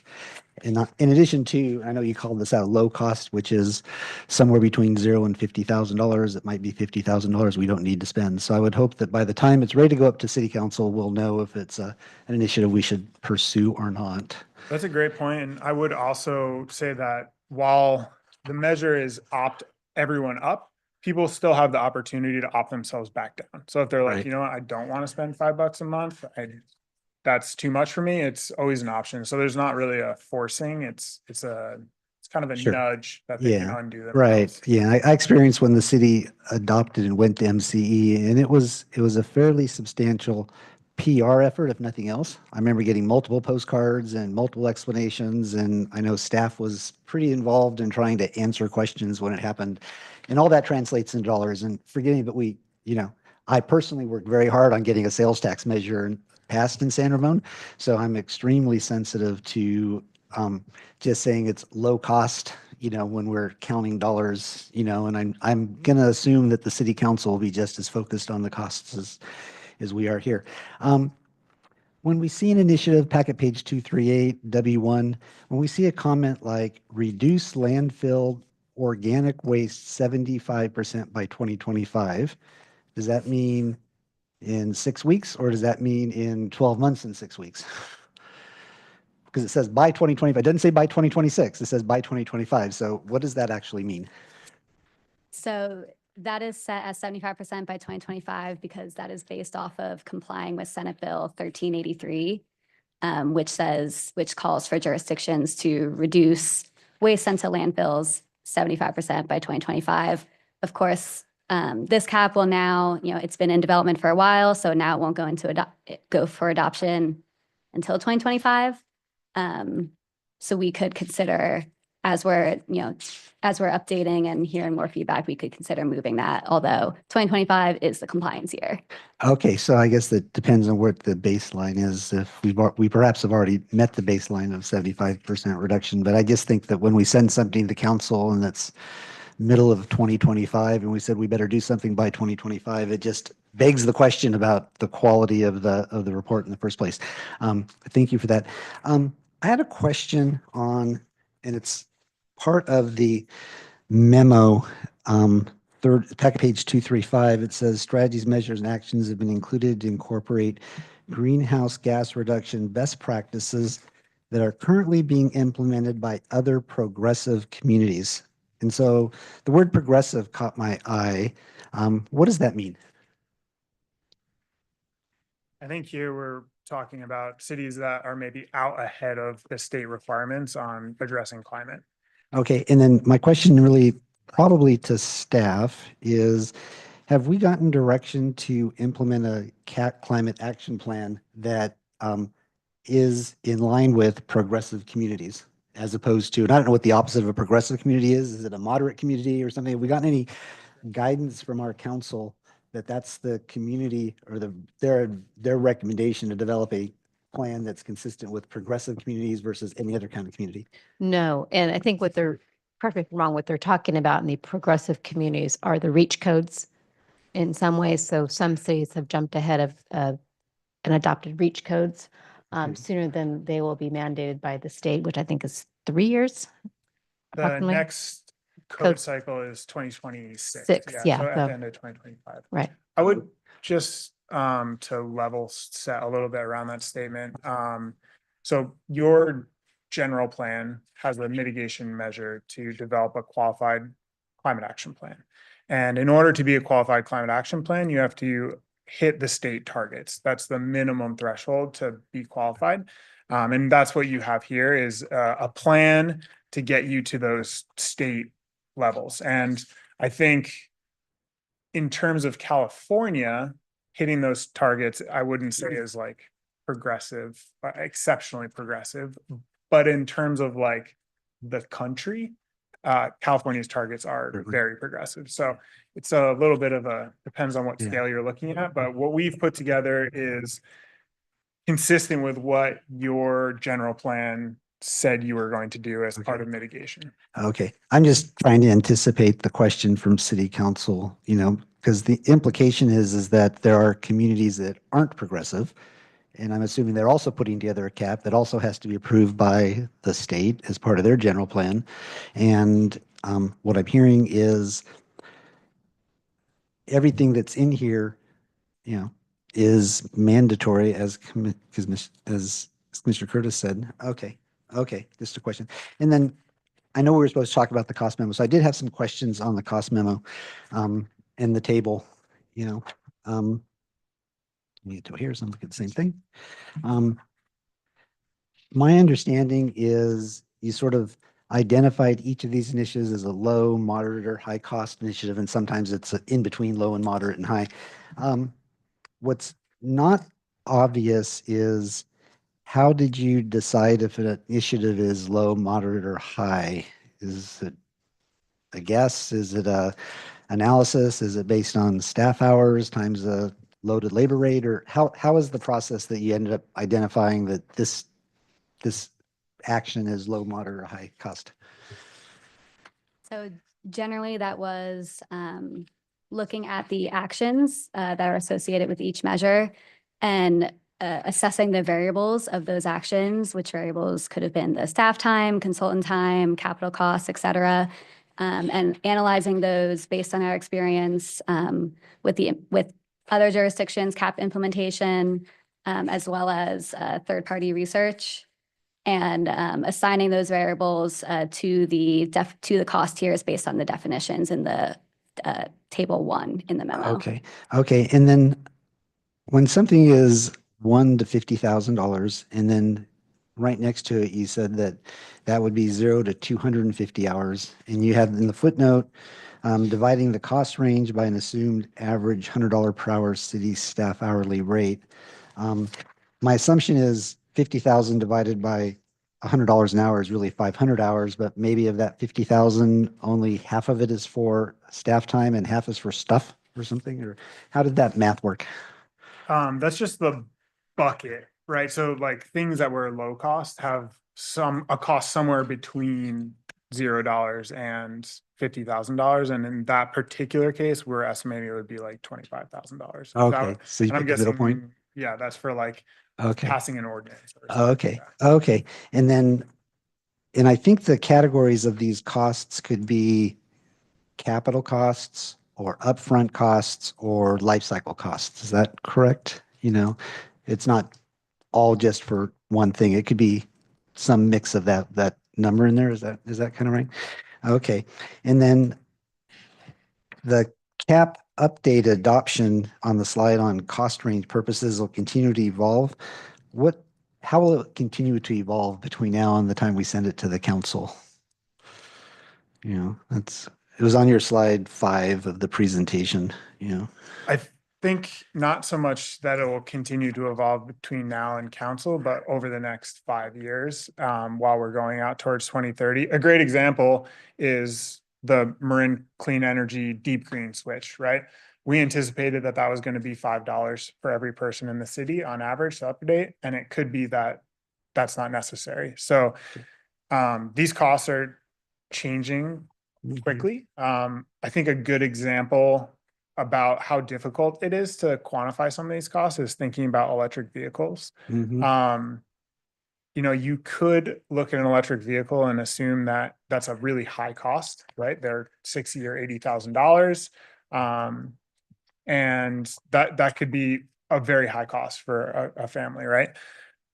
But if you say are a family that leases their vehicle or has a loan out on their vehicle that they pay off, and you start to look at the operational costs of an electric vehicle versus a gas vehicle, you might actually be saving money by switching to an electric vehicle on a monthly basis. So there's a lot of ways to look at this, and we try to synthesize all of that into this kind of like high-ish level analysis. And then at the same time, you have changes in technology. And you've already seen, you know, over the last 5 years, electric vehicle costs come down significantly. And we think we'll continue to see that. So, Okay. yeah, there's a lot of variables that we try to cook into this and provide a high-level roadmap of where we think communities, households, cities can cover those costs and where you might need to look at grants. So something like adding bike lanes is really expensive. And that's not something you're gonna be able to just pull out of your general fund. That's gonna be something you're gonna have to look for federal government funding or state government funding or work with Caltrans or someone else Okay. to get those bigger projects done. And that's really the level we're trying to get at here. Okay. So of the 23 or 24-ish kind of actions that all have a cost assigned, is the expectation that there's going to be a schedule when these things will be launched, or is the ask that beginning in 26, the city needs to find enough money and enough people to do all this work? That's kind of the crux of the question. Is it a sequenced over the next 8 years of the cap life, or is it of the next 2 years? How do we translate this into something that the city council can say, oh, I better start budgeting for this, or I better, have a bake sale or something, Yeah, great question. So that will definitely be one of the next steps. We will, as we're developing the CAP update document next, part of that will be putting together the implementation plan with city staff. So that will be coming up with a phase schedule. So identifying however many measures are going to fall into phase 1, which may be, from adoption through 2 or 3 years, and then the next phase following for the next several years and so Great. on. Thank you. Thank you. I think that's it for my questions. Thank you. Okay. Other questions, I gentlemen? just have a clarification. I guess a lot of questions have been answered, so it's very helpful. So in terms of supportive measures where there's implementation by the city, on page 256, where we have the working with the Unified School District and a bunch of measures being taken by the city, who's leading the effort? Are there like people from the city working on it? Are they sort of in the initial stages? I see big action items here. Work with local educators, youth leaders, developing, getting youth involved. Yeah, so I think part of that will also take place in this next step as we're developing the CAP update document. That implementation plan is going to identify responsible departments for each of the measures, including that one listed. And part of going through the next phases of the CAP will also be collaborating with those name partnerships to see if they're willing to sign on as a partner in this implementation. Okay. That's it for me. Commissioner Wallace? I have no questions. Wow. Okay. I have a couple. I'm on packet page 242. And this is measure E-4, electrifying 5% of existing commercial buildings by 2030 and 48% by 2045. And what struck me as I read the provisions under what's called structural change, and then below that feasibility, it says adopt a REACH code requiring all commercial and mixed use central air conditioning. Okay, so we're adopting a standard. But then in the next paragraph, it says develop monitoring and assessment protocols. So if I read this correctly, we're going to mandate this first, make everybody do it, and then figure out how to monitor and assess. So it seems that those need to be reversed, that you ought to come up with the protocols first before you tell people you have to do this. Yeah, I think for the monitoring, it's really looking to see how effective your requirements have been. Most cities in California have a pretty low permit compliance rate when it comes to appliance replacement. I don't know how it is in San Ramon. In a lot of cities we work, we see appliance replacement rates per permitting like 10%, 20%. So it's not that we don't understand the mechanism to do the enforcement or how much it's going to cost or the equipment they're going to use. It's more like we're going to have this requirement and then we're going to monitor the progress over time. We're going to look at our actual greenhouse gas emissions. We'll look at our natural gas consumption and see if we're actually making progress towards what we thought we were going to do. If that makes sense. Okay, I'm backtrack a little bit, sorry here. This is packet page 237, measure E3, where we are electrifying 14% of existing residential buildings by 2030 and then 60% by 2045. It's a community that is increasingly graying, and many of us are in our homes because there just is not affordable options to leave those homes that were built long before any of this was an issue. Does not the 60% seem to be disproportionately ambitious? I mean, it's not proportional. You have 14% by 2030 and then 60% by 2045. As people get older and their houses are older and their incomes are more fixed. You see the curves are not, going in the same direction. I mean, I see what you're saying. I think that over time, more equipment is going to be replaced. So every year, some number of HVACs and water heaters, which is really what we're focused on. That's probably like 80% of gas use in residential buildings. They're failing and being replaced. So we want to capture those whenever we can, because that's the least expensive time to make upgrades. So when you say your water heater goes out, you're about to spend $3,000 to replace it, to have a plumber come and put a new gas water heater in. A new heat pump water heater is $6,000, right? So there's that $3,000 premium. But at replacement, you get incentives, right? So Inflation Reduction Act, you've got $1,800 there. And then new tech rebates are coming out again from the state of California. That's another $1,800. So now you're at cost parity or less. So on replacement, a lot of folks, especially those with fixed income, which kicks in a whole other level of rebates, can actually get those replacements for free or no cost. So who knows how long those rebates are going to last. But the hope is that the rebates get us to a point where we can get to cost parity for those things. So that's the reason why we have larger numbers over time.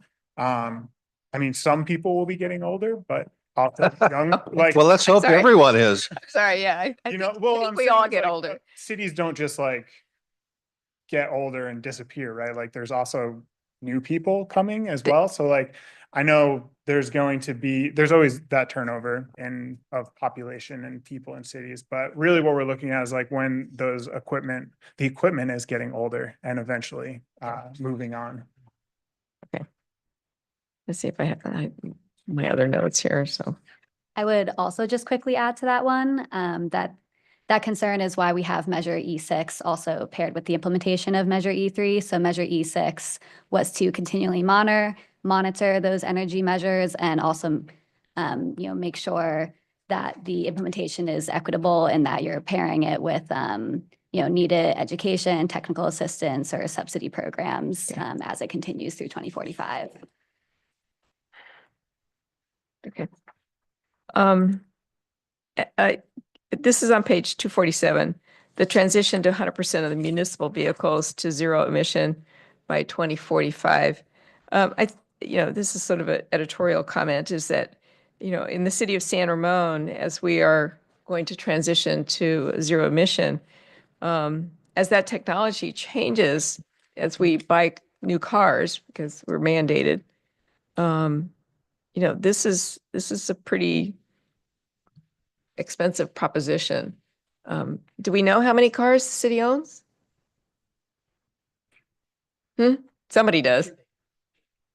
We do not off the top of my head, but the fleet is transitioning to electric cars. Our building inspectors now have electric cars. Engineering has electric vehicles. Okay. So we are making that transition where we can. And I guess then the question is what I jotted down was what happens when the cars are out of service and, what happens to the person whose car is not charged that for that day? Anyways, that's hypothetical. I'll move on. That was not, Manage it. it was sort of meant to be a question, but, okay. Okay, so in your cost codes, when you speak frequently about assigning a staff member, or assigning staff, do we have a consensus of, are we talking about, one person who already has a full-time job, now this is added onto their plate, or we're hiring one person whose plate is only this? I mean, To be determined. If you look at the measures, they're shared amongst departments. okay. And so that's something that we still, as we move forward with the CAPT implementation adoption, we'll have to determine how best to move forward with the implementation of the CAP itself, but it will cross multiple departments. Okay. I don't have a specific answer for you because not in charge of hiring employees for the city. That's for the city manager and the city council. Correct. And I will say, though, you're probably still feeling a little sore from hiring freezes and budget cuts and et cetera. So, I mean, yes. And so I want to, just be aware that we are sensitive to that. And then finally, the last thing I wrote down was on page 273 about the proposal to create a electric lawn and garden equipment lending program that would be a low cost. Now, the word that I jotted next to that was liability. So if the city gets in the business of lending garden tools that people can not use correctly, that might be a whole different cost analysis rather than just buying your own. So I don't know, I'm not a big proponent of that one personally. but a few cities that we work with, especially like libraries, have pool lending libraries. So City of Oakland is where I live, and I rented a angle grinder last weekend from a library, and it was free, and you get to use it and bring it back. I'm not saying it's a bad idea. I'm just saying that when somebody cuts off a finger, that's a whole different ballgame. Just saying. Okay. All right. You waive liability. Okay. All right. I think those are my comments. At this point, gentlemen, I think we're ready to see if there is, we're going to open public comment, and I believe we do have a speaker. Okay, so we're opening public comment. Speaker cards, please. Luz Gomez. Excellent. Come on up. I think you're familiar. We're happy to have you, and you get 3 minutes on our dime. Thank you so much, everybody. Glad to be here. Good to see you all tonight. My name is Luz Gomez. I sit on the San Ramon Climate Action Task Force, as well as chairing currently the county's Sustainability Commission. I want to recognize Sue Bach, who's in the audience. She's also a task force member.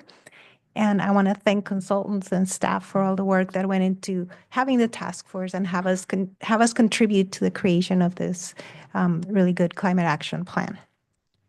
So regarding the cost memo, I want to appreciate the concerns about cost given the city's budget concerns, but it's looking a little better now that Measure N has passed. I encourage us to keep in mind the costs of not meeting our targets.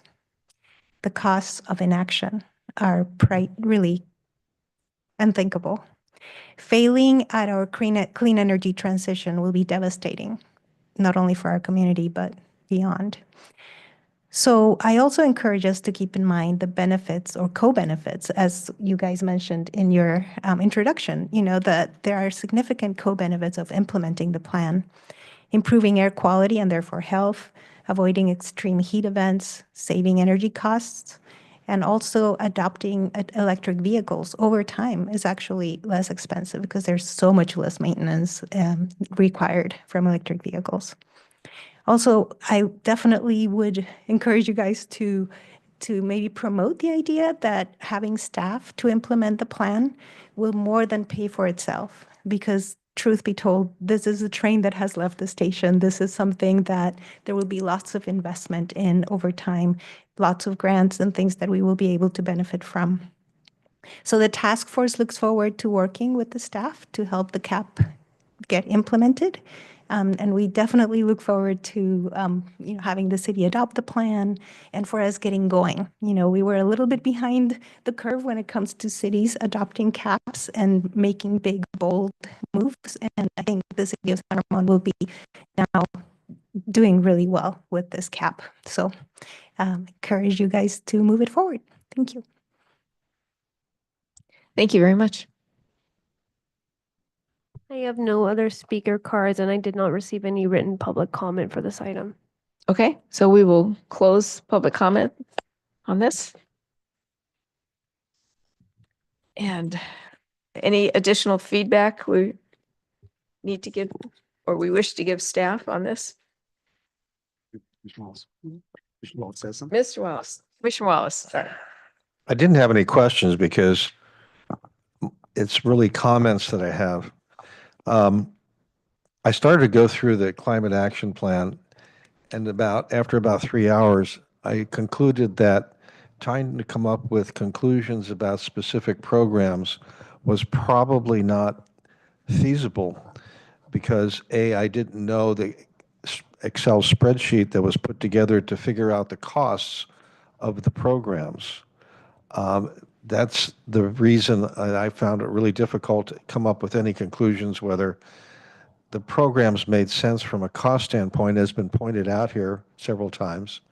The city's gone through a budget crisis. We have passed a measure to raise sales taxes, but as everybody on this DS knows,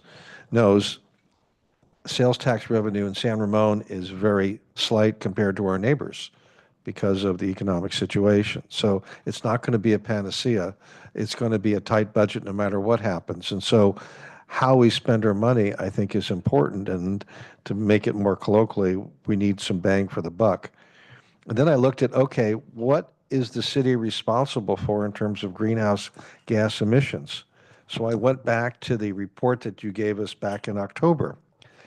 57% of the greenhouse gas emissions attributable to San Ramon are from vehicles.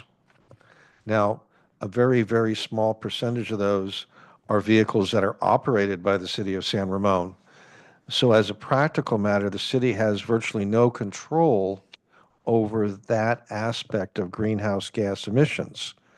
Now, we can take some steps, mostly nibbling around the edges, so to speak, to reduce that, but we've already done some of that. For example, we now require as part of new construction that EV chargers be installed on new commercial and residential buildings. We also have, as you know, concentrated new residential development in the core area of the city. The idea being that if Bob works in Bishop Ranch and he lives in Bishop Ranch, then he's not going to use his car to go very far. Now, that doesn't really deal with Sally living in San Ramon and commuting to work in Antioch, but there's really nothing we can do about that.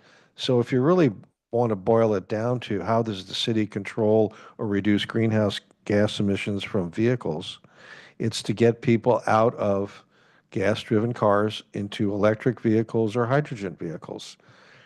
There is really no way the city can force people to do that.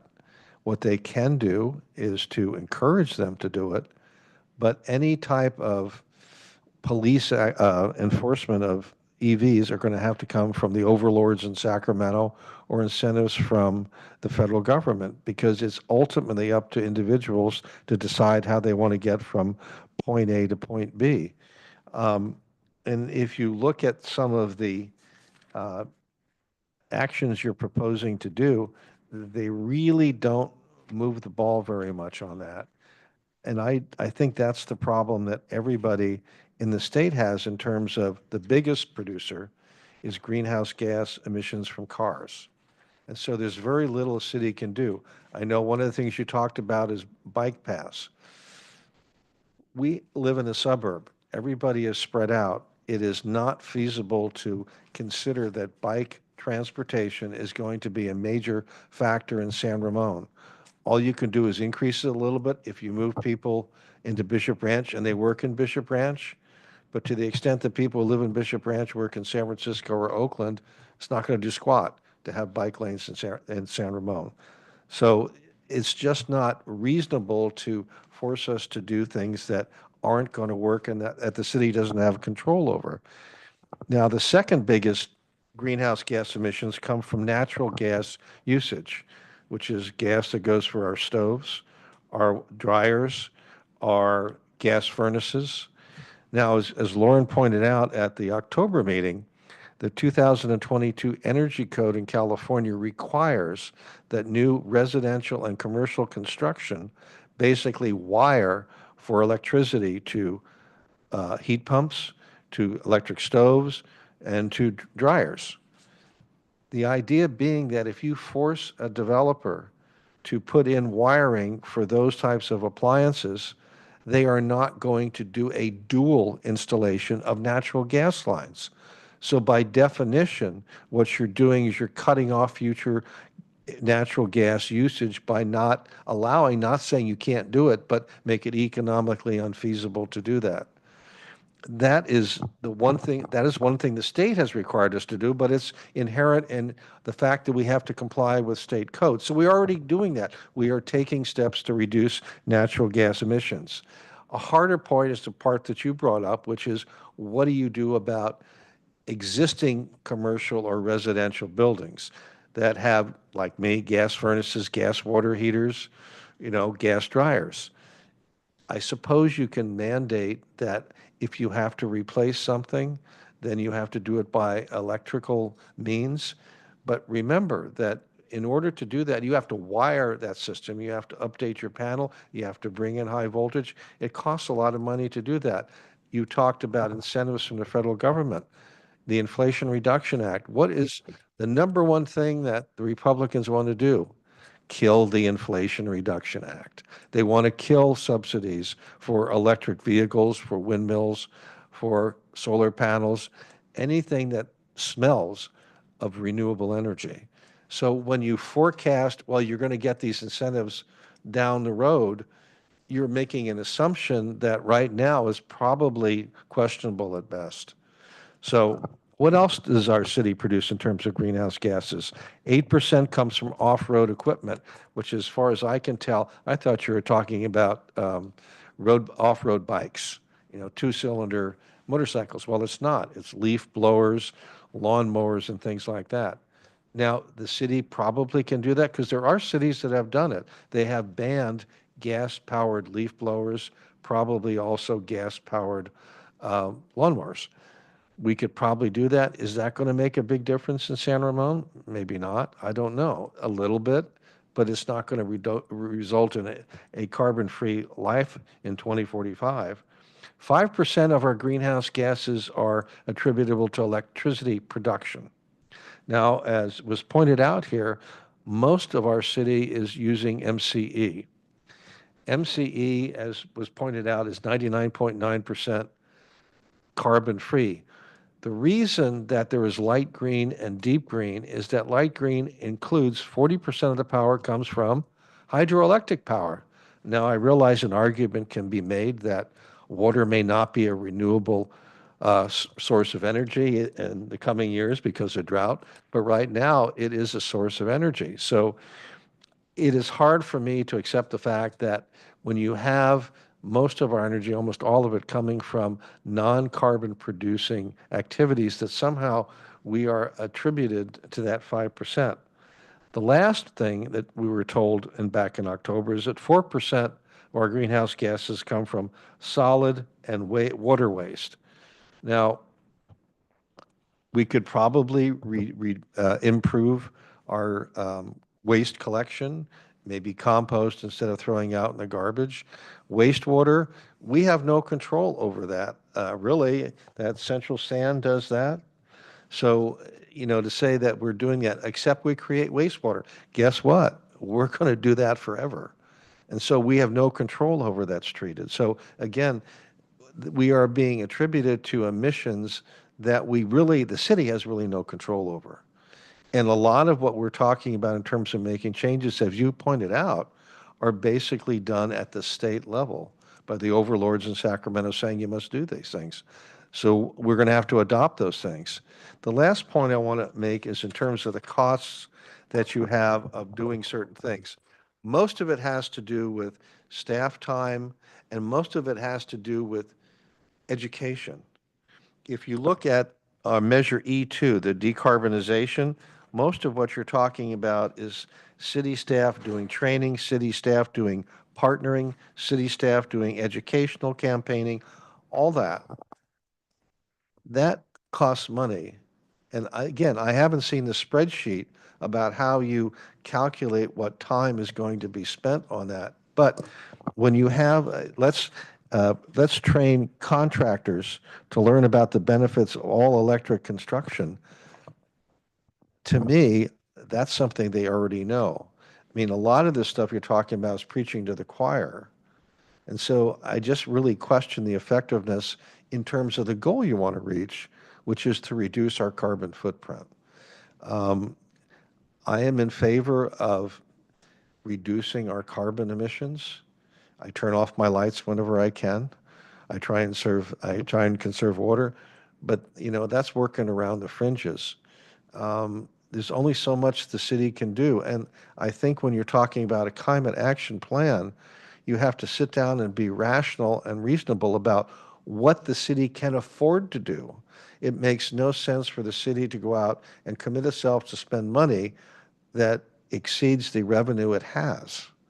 So you have to make some tough choices. There is no way in hell that this entire program could ever be adopted by the city of San Ramon. You have to pick the ones that really make a difference and the ones the city can really do something about.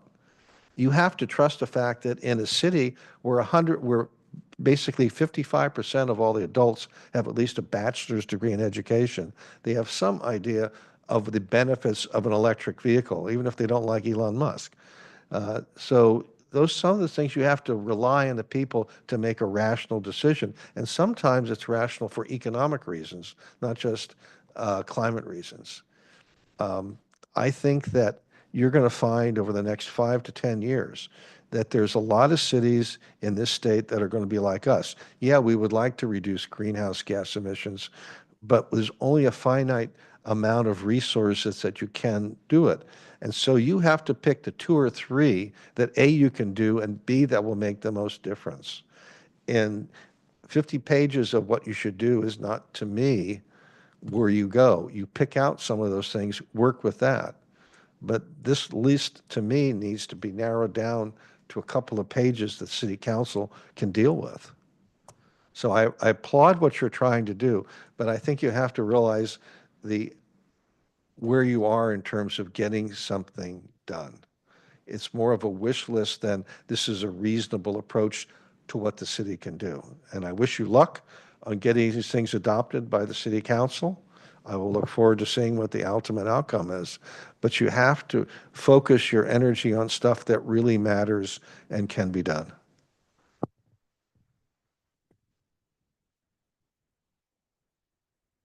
Okay. All right, we have some more. Commissioner Albert. Well, first of all, thank you for all of the answers in the dialogue. I do appreciate all of the time and patience you had with our questions. I started with the role of the Planning Commission in this process. And what I believe, and please correct me if I'm wrong, our role is to do all of the hard work and all of the analysis and spend lots of time so that by the time it gets to the City Council, they trust that what we're giving them has been thoroughly vetted. And I would never say they would just take our word for it, but they trust us to really do a lot of hard work and to present a plan that they can absolutely know that it has been reviewed technically, not politically, but technically, and that they can trust that we've done the work and that we only send them what I would call completed staff work. And I think, and that was one of the reasons I asked the question about what's going to happen before it gets to the City Council. And a couple of the areas that I think is not quite there yet is the cost to implement, both dollars, one-time, capital, ongoing, in the headcount. Now, I did make an effort to build a spreadsheet based on all of the initiatives, and I just took, the 50% point. So if you said something had a low cost, and that could be up to $50,000, I said 25. And I just added all these up, and it came up to $3,300,000. And then I added up the head count that it would take, and I just made the assumption that of that 3 million, 50% of that's for stuff and 50% is for people. And that came up to a little bit between 8 and 16 head count to implement the plan with everything. But as you said, you will build a schedule and a timeline when these things are needed. And I think our city council will need that in order to be able to budget for and plan for. So if we were to come and just drop this on their desk without having some version of an implementation plan, I don't know that how they could say yes. I think they're going to be looking at everything going forward with the lens of how do we manage the budget. And as Commissioner Wallace said, we did just pass a sales tax measure, which means that a little bit of money is going to start trickling in middle of next year. And after a year, it could be 16 million. You take a third of that off the top to repay the general fund, and you have to repay some reserves that they took away. So we don't have 10 million or 16 million to spend on something. They need to be able to budget and time and schedule this out, both head count and people. So I think before we can feel good about sending it to the council, we need to be able to say, we recommend adoption of this plan, and you need to plan to add $2 million to the budget in 2026. I just think it's that simple. So, I mean, that's one thing that I think we need to be able to do. In addition to the technical questions we talked about, which I know you got, I think that the inclusion of reach codes is going to be troublesome for the city council to adopt. I just have a sense that it's going to be very difficult for them to commit to developing these reach codes that are ahead of the state or the industry. And I think that it doesn't mean that we shouldn't present them, but we need, the way it's presented now, it's interwoven into the overall CAP plan. And I think I understand why, but I think from a presentation standpoint, I think our city council is going to want to say, here is the plan. And it may or may not get there. I think what you've told us is that you got to include these reach codes if you have a hope of meeting the goals. But I think we need to very clearly highlight, here is the non-progressive cities plan, and these are the things that you might want to consider for implementation with the cost in addition to. And I think by the time it comes back to us and it works through the next several months, and I think the timeline is, in the wintertime, it's going to come back to the Planning Commission, and then in the springtime, I think I saw that it'll go for the City Council for adoption. I have no doubt that the final document that we'll be able to present to the council will give them very clear understanding of what we're asking them to approve and adopt, but I just don't think it's there yet. But I do appreciate the work in progress, and I would never want to not see work in progress and wait until the end and say, oh, you missed it, So thank you for that, and thank you for all the hard work, and to the committee that's also helping to make this better and coming and listening to us for a few hours tonight. Thank you so much. Thank you. Anybody else? Okay. All right. Excellent. Okay. It is, and thank you to the members of the task force who came. 8:35, I can see the clock correctly. And I would suggest that we have one more item. Can we take a 5-minute break here? Yes. And I think we have a statement from Commissioner Curtis. Given the proximity of BR 11 to my employer's property and actually my work location, I'm going to recuse myself from that conversation at this moment. So I have, according to my phone here, 8:33, so 5 minutes. Back at no later than 8:40. 8:40. Thank you. So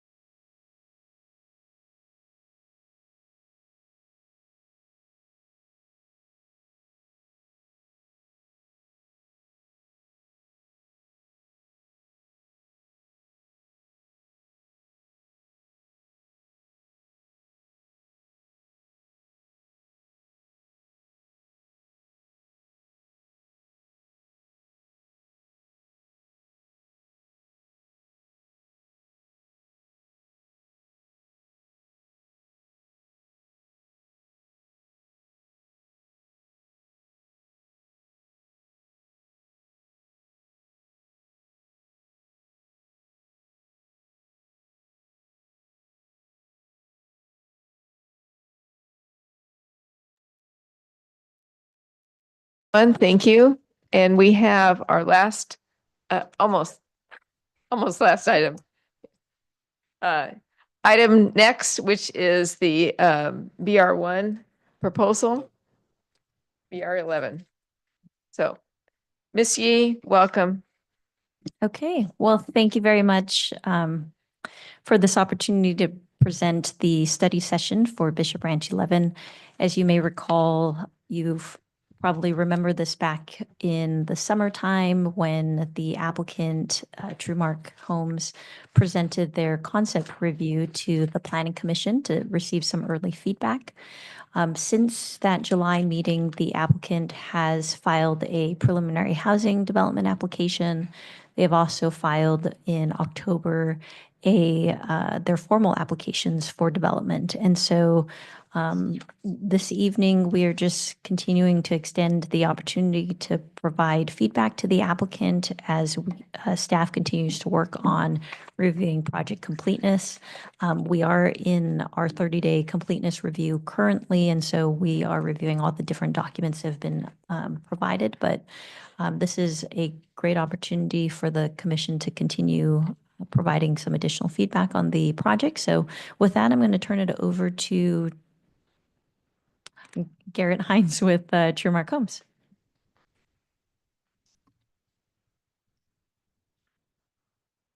Perfect. Thank you. Thanks, Cindy. Good evening again. Good to see you again. My name is Garrett Hines, Vice President of Architecture and Design with Trumark Homes. Trumark has been developing high-quality residential developments for over 3 decades in the state of California, and we're based right here in San Ramon in Bishop Ranch.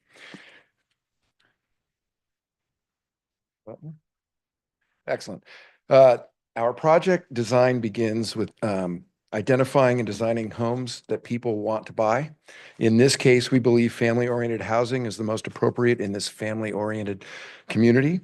We are proposing a combination of attached and detached 3-story and 3-bedroom homes. The attached homes will provide an entry-level home value for young families. The detached homes provide a move-up home opportunity for maturing families. All homes proposed have 2-car garages and adequate outdoor living spaces. Next, we look at how best to integrate the various homes to the site. We start with the edge conditions and create friendly edge conditions adjacent to the public realm.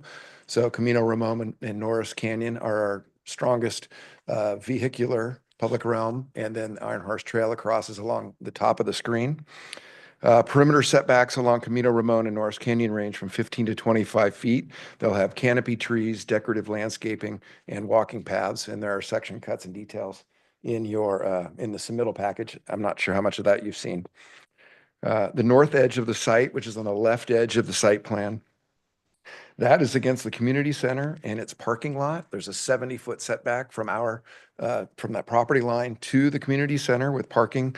So we thought that was a good edge to side on the buildings to and leave enough room for buffer tree planting. And that's also a natural place for our drainage and water treatment areas. The site's greatest amenity, again, is its relationship to the Iron Horse Trail. Since the trail is close to our property line on this stretch along the north side of the site plan, we pushed the homes away from that edge with a street and parking on both sides to have the homes mostly of the homes separated from the Iron Horse Trail for privacy. We envision a transparent fence along that edge. And with one gated access towards the left edge where the north-south or the up-down street hits the Iron Horse Trail, and then there's always an open access at Norris Canyon.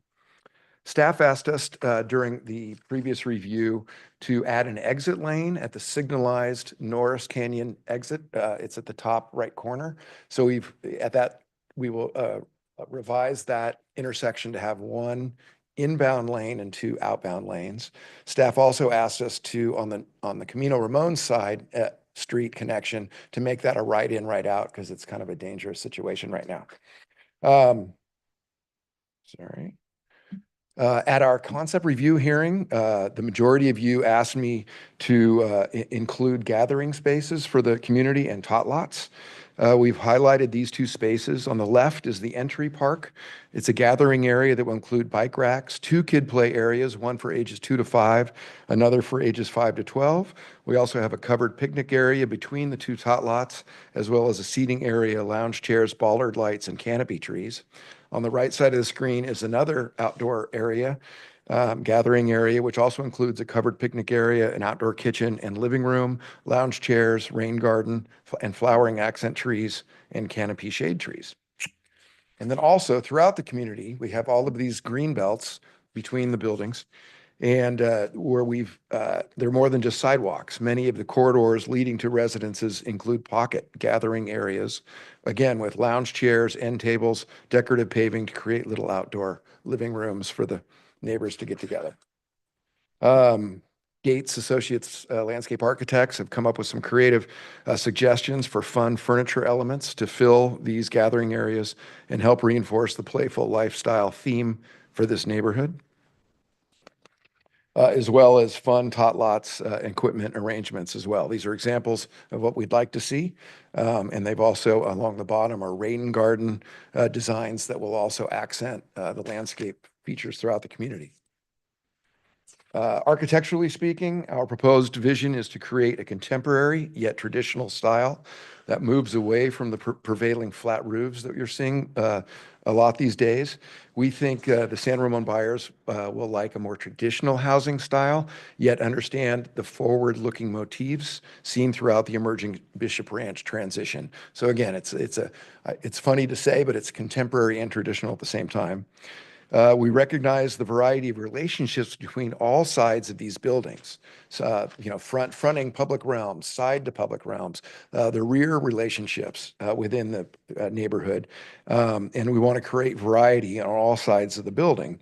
So in that case, as examples, here are examples of the left, right, front, rear elevations, all being different.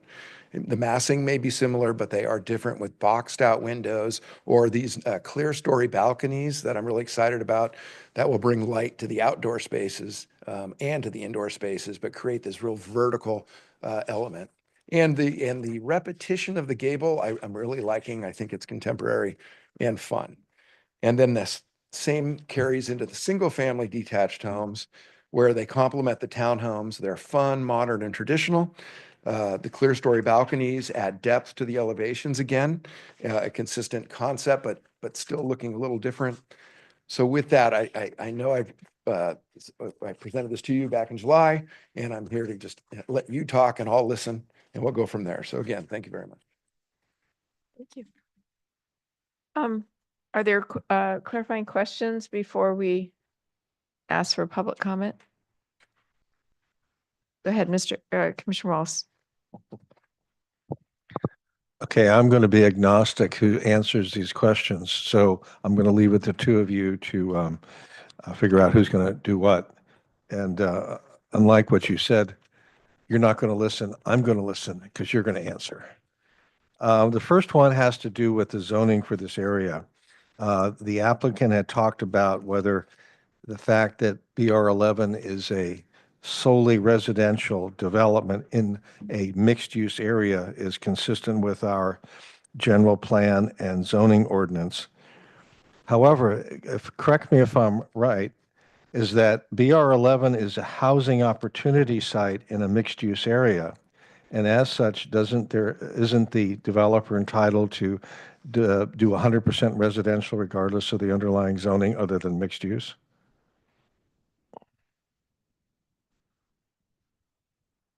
I'll tag in for this one. So yes, the BR 11 site is a housing opportunity site identified in our housing element. And state law does allow for housing opportunity sites on mixed-use zones, within mixed-use zones, to be 100% residential. Cities are not able to preclude housing opportunity sites from being 100% residential if they choose to be. So we don't have to worry about such fun terms as proximity to nearby commercial uses because this can be developed under state law as 100% residential. Correct. All right. Now, when we had the concept review back earlier this year, the developer had proposed 199 units and said, the staff report said the FAR, floor area ratio, was 0.82. The current plan is 195 units, but the FAR has been bumped up to 1.19. My question is, with fewer units, how did the FAR increase by almost 50%? As I mentioned, the project, the formal application is still currently in review for completeness. At least preliminarily, I believe that the FAR did not use, at least the project plans did not use the city's definition of calculating FAR. So even though they say 1.19, we're still reviewing that. That will be a completeness item. Based on my calculations, it's closer to still the 0.83 or 0.82, depending on if you round up the decimal. But it's not currently meeting the minimum site-wide FAR of Right. 1.25. Right, I understand that there's a 1.25 minimum, but when it came back at 1.19, I said, wow, that's quite a bit different than concept while reducing the number of units. Next question. The application has a request for a quote waiver, close quote, of the FAR requirement for this particular project. As I read the state density bonus law, a waiver can be either A, of the entire development standard, or B, it can be a reduction of the development standard. Is that how staff reads it? That's correct. Okay. And is it up to the city to decide whether to do a full waiver or a partial waiver, as long as it allows the project to be developed as designed? Well, so we are still reviewing, again, for completeness and the project, the applicant's description of whether or not they meet that density bonus. We're still in the process of doing that. But they are providing a site-wide FAR. It just doesn't meet the city's established minimum. And so the determination will be whether or not the project, based on the percentage of affordability that's being proposed, then qualifies it under state density bonus, which then would allow for waivers and concessions. And so we are still in the process of making that determination. But if the project were to qualify for the density bonus provision, the waiver of the minimum site-wide FAR can be granted through the density bonus section of state law. Right. No, I understand that, but my question is a little bit narrower than that. Let's assume for purposes of my question that the FAR comes out to be 1.00, which is less than the 1.25 minimum required. They ask for a waiver of the development standard of a 1.25 FAR. Can we say, okay, we're going to reduce the FAR requirement to 0.80, therefore you qualify? Can we do that? So it depends on what their request is, if it's a waiver of FAR minimums altogether, or if it's a waiver to a lower FAR standard. Instead of 1.25, if they are requesting a 0.8 as their minimum. So we haven't quite gotten to that point of the project review yet, because we're still reviewing the application details. But it depends on how they're wording their waiver. If they're wording the waiver a complete waiver of having to meet any minimum site-wide FAR, or if they're trying to reduce that standard to a lower standard, we're still in the process of reviewing their application. Okay. I'm not sure you answered my question, but given the stage that we're at, because their application is not deemed complete, that's something we can kick down the road a little bit, but I think that's going to come up. Now, speaking of timelines, as I understand it, and correct me if I've got the wrong dates around here, the final application was filed October 31st, I believe, 30th or 31st. Under state law, we have 30 days to determine whether the project is complete. the paperwork that's been submitted is complete, correct? Correct. And then because of the size of this project, we have 60 days from the determination of completeness to make a further determination whether the project is consistent with city standards. That's correct. Okay. Now, I'm not sure if this goes to the applicant or you, but I'm going to toss it out there. The applicant's letter talked about a possible waiver of parking requirements because as structured, the project does not comply with our city parking standards. But the applicant says that under the state density bonus law, we are only allowed to require them to provide a certain number of spaces, and that the spaces they are providing exceeds actually what the state says, more than the state says we are limited to. Is that correct? That's right. All right, so they don't need a waiver of the parking. When a project qualifies for state density bonus, there is a new minimum parking Right. ratio for those types of projects. And so in their project plans, they've identified their proposed parking and then the required parking through the ratio using the ratio density bonus ratio. And so based on just our preliminary review, if the project qualifies for the density bonus, they would also qualify for the reduced parking ratio and would not necessarily need to waive that, the parking standards because the new ratio would apply to the project. Right, you're working your way down to my answer, which is no waiver required for parking. Okay. Now, speaking of parking, in addition to the, well, let me go back a second.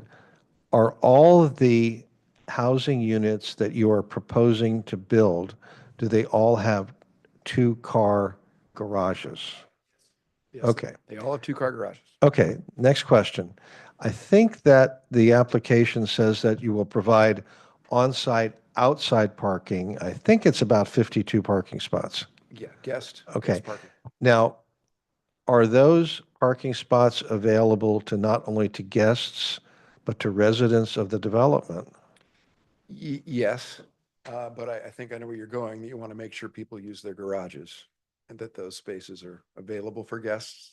Now, why would I think that someone would stick a boat in a garage and not be able to park a car in there? Gee, I don't know why. Yeah, yeah, that happens on every project, and Okay. we put it in the CCNRs and HOA and hope work hard to keep that management. So with respect to the outside parking, I assume they're going to be along those two main streets? Yes, Okay. we did redesign the guest parking to have better distribution Okay. than the last time we saw it. Okay, now, with respect to those outside parking spots, are some going to be reserved solely for guests? Or how are you going to do that? Is it going to be first come, first served? I've always just done it first come, first serve. Okay. Okay. Now, this is for you, sir. Okay. I have looked at the pictures, the drawings that you provided on the exteriors of the buildings, both the multifamily and also on the single family. Mhm. It would be helpful to me if rather than just giving me drawings, you could give me photographs of actual buildings Mhm. that have exteriors similar to, or if not identical to, what you are proposing, so I can see a real-life depiction, because it's really hard sometimes to extrapolate from a drawing to see in the real world what it'll look like. Yeah, no, I appreciate that. And I have not, I don't think I've ever built the same thing twice. So I don't necessarily have this somewhere to show you, but I can do computer animated or renderings that are very accurate these days and show you three-dimensional images that look like pictures. Three-dimensional stuff I'm into, Okay. so, okay, that would be cool. If you think I'm in a decent direction here, then I can go start doing all kinds of fun computer. renderings. Okay, hey, you've got someone who's interested in that. I'm going to, you brought up, or I think it was brought up on your presentation, the entrances and exits from the Mhm. project on both Norris Canyon and Camino Ramon. Mhm. And I want to make sure I understand this. Yep. Because I've actually gone into the parking lot for medical reasons. Sure. Let's suppose that I'm coming back from the Costco gas station. Okay. and I'm going down Camino Ramon, Mhm, and I have a single-family home in your development. mhm. As I come down Camino Ramon, will I be able to do what I can do now, which is to make a left turn into the project? No. Staff wanted me to make that a right in, right out only. So you'd have to go to Norris Canyon, turn left at that light, go up to the Iron Horse Trail, make left into the project. Or you. Okay, let me- Or maybe you're allowed to do a U-turn at, Camino I don't know, Ramon. if you can do a U-turn. Camino Okay, let me figure this out. Okay, Okay, I'm coming down Camino Ramon. yeah, or you've got. it. Heading towards city center. Yes. I make a left on Norris Canyon, go Yep. past BR9, Mhm. and then I do a U-turn, or can I make a left-hand turn into the back of There's a left-hand turn. There's an existing access right there now. Okay, yeah. And that's the one we're widening and it's signalized and that's Okay. how you'll get in. Okay, By the Iron Horse Trail. okay, Yeah. right, I know where the spot is, there's a light there. Yep. And so if I am coming down, say I'm coming down Alcosta, make a right on Norris Canyon, Mhm. past St. James Place, I can make a right into Mhm. the project, or I can go down to Camino Ramon, make a right, and then come in. Yep. Where most people come in now, which is. Yeah, I'm moving the current driveway. I'm moving a little to the north. Mhm. So I'm not leaving it right where it is, but it's essentially the same, just maybe 100, 200 feet further. So maybe this question is more appropriately addressed to staff, but I'm going to throw it out and let the two of you arm wrestle over answering it. What was the rationale for preventing a left-hand turn off of Camino Ramon into the project? I think it was a traffic engineering comment, but Cindy might know better. I know Deborah Fear isn't here. She's probably grateful, but So, these were part of the preliminary concept review comments that staff provided to the applicant during the initial review that we did. From the traffic engineer's perspective, because of the geometry of the street and the angle at which that street is currently laid out, and the speeds after you pass Norris to go northbound on Camino Ramon, there's kind of a bit of a trickiness. The street doesn't just go straight. There's a bit of a curve there. there is. And so in light of just that geometry and then also the speeds on that roadway, given the additional amount of vehicular traffic that would be going in and out of this driveway on Camino Ramon, they thought it would be an opportunity to make it a safer entry point for the new development, to restrict access. And because there is a signalized intersection on Norris, that the signalized intersection would be more ideal for residents to enter in and out of at a signalized intersection rather than having them navigate a left turn into the development while oncoming cars are trying to navigate that left turn with oncoming cars. Oh, and was this run by our traffic engineer? That's right. Okay. Oh, okay. I mean, I understand. So I know where the curve is because I've navigated that a few times. So, okay, I understand the thinking behind that. I mean, there's also, people are also making left turns now into the Kaiser complex. And so you're oftentimes having to negotiate dual left turns that people are making. And so that can also get kind of tricky when somebody's sitting in that left turn and then you're also trying to make a left turn into the. Just for the record, so if you're coming north on Camino Ramon and you want to make a left-hand turn into the Kaiser office building, you have a potential conflict between left and right turn lanes. That's right. Okay, all right. All right, back to our engineer here. I understand from looking at the sheets, which I did have to use magnifying glass, it's not your fault. There's a park area shown on, I'm going to give you the sheet number, but try and explain it where it is. Okay. So on sheet L1-1, it looks like there is a park area at the corner of A and B streets next to Building 10. Is that correct? I will get to it. Yeah, Building 10 is that's the bigger park. Yes. Okay.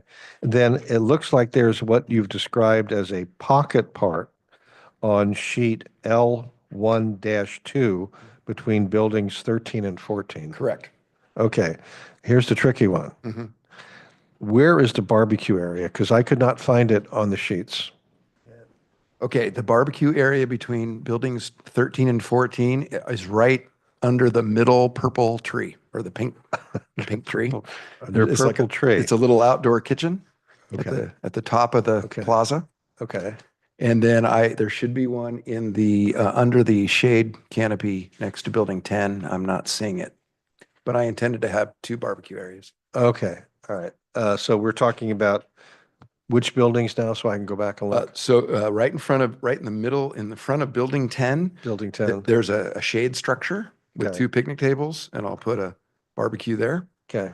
And then between buildings 13 and 14. Okay. In the Triangle Park, there's a little, yeah. Okay, all right. What may be the last question? There is access to Iron Horse Trail from your development, correct? We're going to request it. I know that's tricky sometimes. You're going to request it from whom? From the trail, yeah.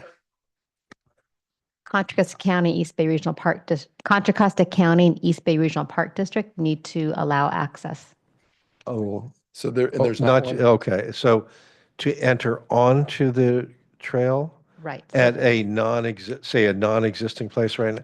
So to create a new entry? Correct. Other than It's a walking license- between trees or something? It's a license agreement.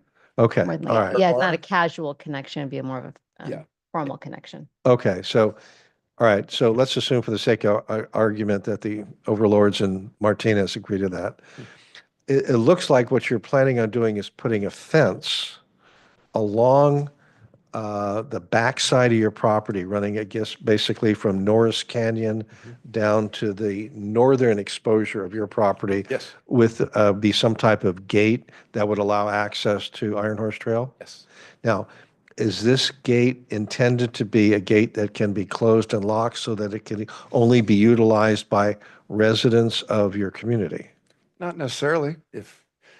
Since it's not a gated community, I wouldn't mind it being a gate, but it's free to open and close. But I don't know for sure right now, and I don't know what the district's going to ask for. But since it's open at the Norris Canyon end anyway, Yeah, I would be fine with it just being an unlocked, but a gate. okay, And there are gates now that exist on the current fence, buried in the ivy, and they're chained up. So I'm hoping that might help me. okay. All right, that's all the questions I have. Where are the garage? Are they facing the roadside, or are they facing the inner? They're the opposite. So I call it alley loaded. So you get to the garage from a private drive or an alley, Okay. and then the pedestrian paseos are on the opposite side of the buildings, which I love because it separates the cars and the people. Yeah. And what is the approximate completion date of this project?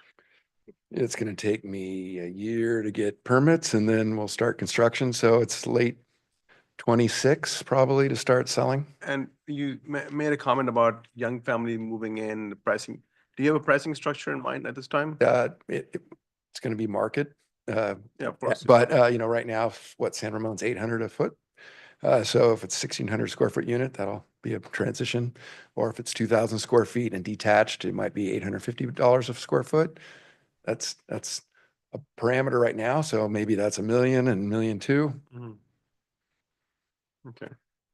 And I'm also just overall concerned about the traffic situation. Mhm. There's a big contingent of people go to Iron Horse Middle School, Mhm. and they drop the kids off behind that sort of the bus area. Mm-hmm. So I don't know how the morning it'll look like, but I know that a lot of kids get dropped off there from that Camino Ramon route.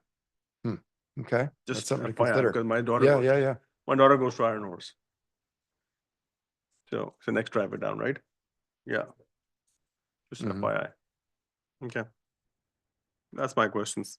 Looks good to me.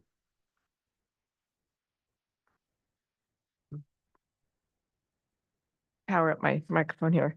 So first of all, I also like the project. I like that you've backed the back of the houses away from the Iron Horse Trail. It's a little buffer there. Yeah. I think that's an improvement from the last iteration. I'm also very pleased to see you've added the additional green spaces to kind of make it look more appealing. I'm looking at your L2.1 sheet in which it's the picture, I don't know how you would describe it. The section at Norris Canyon Road. And I really appreciate this kind of a diagram to help me see how this is. And so the question I'm going to ask is twofold. I love that your sidewalks are 6 feet. 8 would be better. So I'm wondering if maybe we could, shrink down the planting area a little bit to get more pedestrian shoulder room. Okay, so that's my comment. But the other part is, and I think the last time perhaps this project came, the question about some fencing around the Norris Canyon Camino Ramon property line. And I don't see it on this. I see there was a small fence in one of the pictures, but I'm not seeing it on the design pictures here. So Yeah, that's interesting. What I usually do is at the end, it's hard to explain. Well, at the end of the drive aisles, sometimes I'll put a low fence to kind of screen off the auto area, Okay. but leave the rest open. But maybe a low split rail fence would be decorative Okay. as it goes along Camino Ramon and Norris Canyon. I think that's what you're asking, to keep people from going in and out. The condition along there is going to be a lot of water treatment, decorative treatment cells, we call them. Okay. So they're attractive, but they kind of dip down into a wet little environment. So they kind of create a buffer that people don't want to walk through. Okay. If that's part of your concern, if it's to keep kids from running out in the street, yeah, then maybe a low split rail. I just don't want a big fence. no, and I Yeah. think because I walk in that area a lot, and so when you're over at St. James Place, they have a short wall and then the metal fencing. Mhm. It's very visually open, but it does in fact put a buffer between what are increasingly busy and busier streets as we put more and more housing in there. So it's just want to really make sure that we're asking new housing to be very conscious of young families, the safety of children, and anybody who's dashed after a toddler knows that those little feet really pick up speed. Yeah, no, Pretty fast. I appreciate the comment. Let me give it some thought. Okay, but I appreciate that you've already given this a great deal of thought, but the water basins would also be just like a great pond to jump in if you're a 4-year-old boy, as I've seen raised. So, okay, so those are my 2 big areas on this one. I do have a little bit of concern. This is not for you, but staff and future. Just the provisions of the light at the Iron Horse Trail, which is now your bigger exit entrance. Because if you're having your families make a left turn and the light's green and people are walking the trail, you'll have to figure out that signal cycling, which will be different than what it is currently, I believe. That's one of those lights that people like to cheat at, biking and walking. So just to be I don't know if that's his responsibility or the city's responsibility, but let's not have accidents there. Yeah. Okay. And I will also say I support the right in, right out on Camino Ramon, because that stretch of Camino Ramon has become, just an accident waiting to happen, and between the medical centers and it's just busy, and sometimes they're not very good drivers along Camino Ramon. So, okay, that's all I have.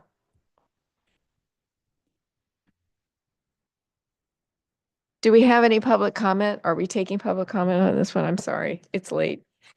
I have not received any written public comment or speaker cards for this item. Okay, so we have no public comment. I believe we were asked to give feedback, okay? Everybody feel like you have given sufficient feedback this evening? Okay, Just one, go ahead. one question. Typically, once it approves, we like to send it to the ARB. However, I also heard that Gates and Associates is actually working on this project. So that means that David Gates is one of our architects on the ARB. And so without him, we don't actually have an ARB quorum anymore. So assuming that we don't have an ARB, are you looking to turn us into amateur architects for one night? I am actively working on seating somebody on our ARB, and we potentially may have somebody before this item gets to review board. But yes, we are aware of that. Yeah, I mean, I can imagine some of the comments here. I think they'll like it as well, but I know they're going to comment probably on the white of the building, because they always do. Sure. They always comment on whites, But just to echo what everyone else said, I appreciate the right in, right out only. I'm sure that everybody has gotten behind somebody on accident, inadvertently, and waiting for them to make the left turn when you really want to make the right turn. So thank you for that. And that's how I usually go into that building if I ever need to. I use the traffic light, and it is before the Iron Horse Trail. So hopefully it's not going to be conflict with the walkers. And I like the design of the project as well. So thank you. Mhm. All right. Thank you Okay. so much. Thank you. We look forward to the next iteration. So great. Thank you for your presentation. Okay, so staff, we're kind of at the liaison reports section and updates. So who wants to go first? I know I have one for Parks Commission. Commissioner Wallace has one from Open Space. And Commissioner Alpert seems to have one. All right. Commissioner Abbott, you have it. Well, I attended the city council meeting on the 12th, and since they had three things that we've been looking at, I thought I'd just quickly mention them. The outdoor commercial recreation ordinance that Annalisa brought before us a while back, they adopted that. The objective design and development standards that we sent up to them, they adopted that. And they approved to retire the 4 committees that they've been talking about: Housing Advisory, TDM, Information Technology, or Innovation and Technology, and EDEC. And that's a phase 1, and a phase next would be to analyze the work of the committees and make some decisions on how to collapse their work into other committees and commissions. So it's just step 1. I also attended the Architecture Review Board as a liaison, and Commissioner Wallace attended as a member of the public. They were talking about the Woodside Canyon Town Home Project. That's affectionately known as the Triangle Building over there. And it was a robust discussion. They had a lot of good comments and a lot of good suggestions. They generally liked the project, and they made some design recommendations, but they sent it on its way. So we shall see that at some point down the road. But that's winding its way through the process. Okay. Open Space. Yeah, I attended the Open Space Committee meeting last night. They established their hiking schedule for 2025. They discussed their accomplishments for 2024, and they basically agreed on a work program or goals for 2025. So it was I will say it's a short meeting, but those are the things they accomplished. Okay. And I reviewed the Parks Commission from 11/13. Special announcements, if you have not seen the new activity guide, it's been updated. They were very excited about the new and refreshed look. The Finance Committee is meeting up in Doherty Station. Let's see. And they're also having a meeting with the Historic Foundation. Now, the other announcements, up in Memorial Park, they have the Tulip Project. And I have to say, I did not know about this, but it is a spot where they've planted yellow tulips and a bright yellow bench. And it is a place that is to raise awareness of mental health issues. And I think it's just lovely. And I saw a picture of it, and it's, kudos to those guys. 12/6, tree decorating. 12/7, the Bah Humbug Run. Get out your tennis shoes. And 12/10 is the incoming and outgoing city council meeting that the Parks Commission was aware of. And they also mentioned that the ice rink is open. Now, As far as reports, they had a very robust report from the Senior Advisory Committee. And the goals there are increasing outreach, creating a welcome packet, and they also did a goal-setting workshop in which they're trying to include more intergenerational activities. And then a very nice presentation about the citywide social media strategy. It was incredibly thorough, very well presented. And I would say if anybody does not understand social media, what the platforms are, what they target, why they target what they do, how the city uses them. It's an excellent primer on understanding social media. And so much so that they can now target messages in an age bracket so that, for example, there was a workshop being presented for kids and it was under enrolled, so they sent out a blast and they targeted to that age group and those parents, and the enrollment went up 50%. But they could be very, very specific in their social media posts. And I suppose it's not new to everybody, but it was new and exciting for me to hear that. And then also they have added a storytime walk to Lake Annabelle, which I think is an interesting addition. And then the return of bees to forest home farms, which apparently there's part of the original lineage of bees in the new bees. So I don't know how they determined that, but that was what was reported. And who am I to argue? So it was a very interesting meeting to sit through. So thank you very much. All right, and Commissioner Wallace, you had an additional concern? Well, not a concern, but I have a request. As Commissioner Alpert pointed out, the City Council sunsetted a number of different committees, two of which were Housing Advisory and EDAC. The Housing Advisory roles will be transferred to the Planning Commission, no big surprise. Also, the responsibilities and charge of EDAC, Economic Development, is also going to be transferred to the Planning Commission. And I think that we ought to invite the city official who, as I understand it, is in charge of economic development, which would be Deputy City Manager Scott Cole. I would invite him to a meeting of the Planning Commission so that he can discuss with us what he sees is the Planning Commission's role, function, or how it can help the city in economic development. Having talked to Scott a number of times, although not on this specific subject, I am very confident that he would love to come and talk to us. So I would like that set up sometime in the near future.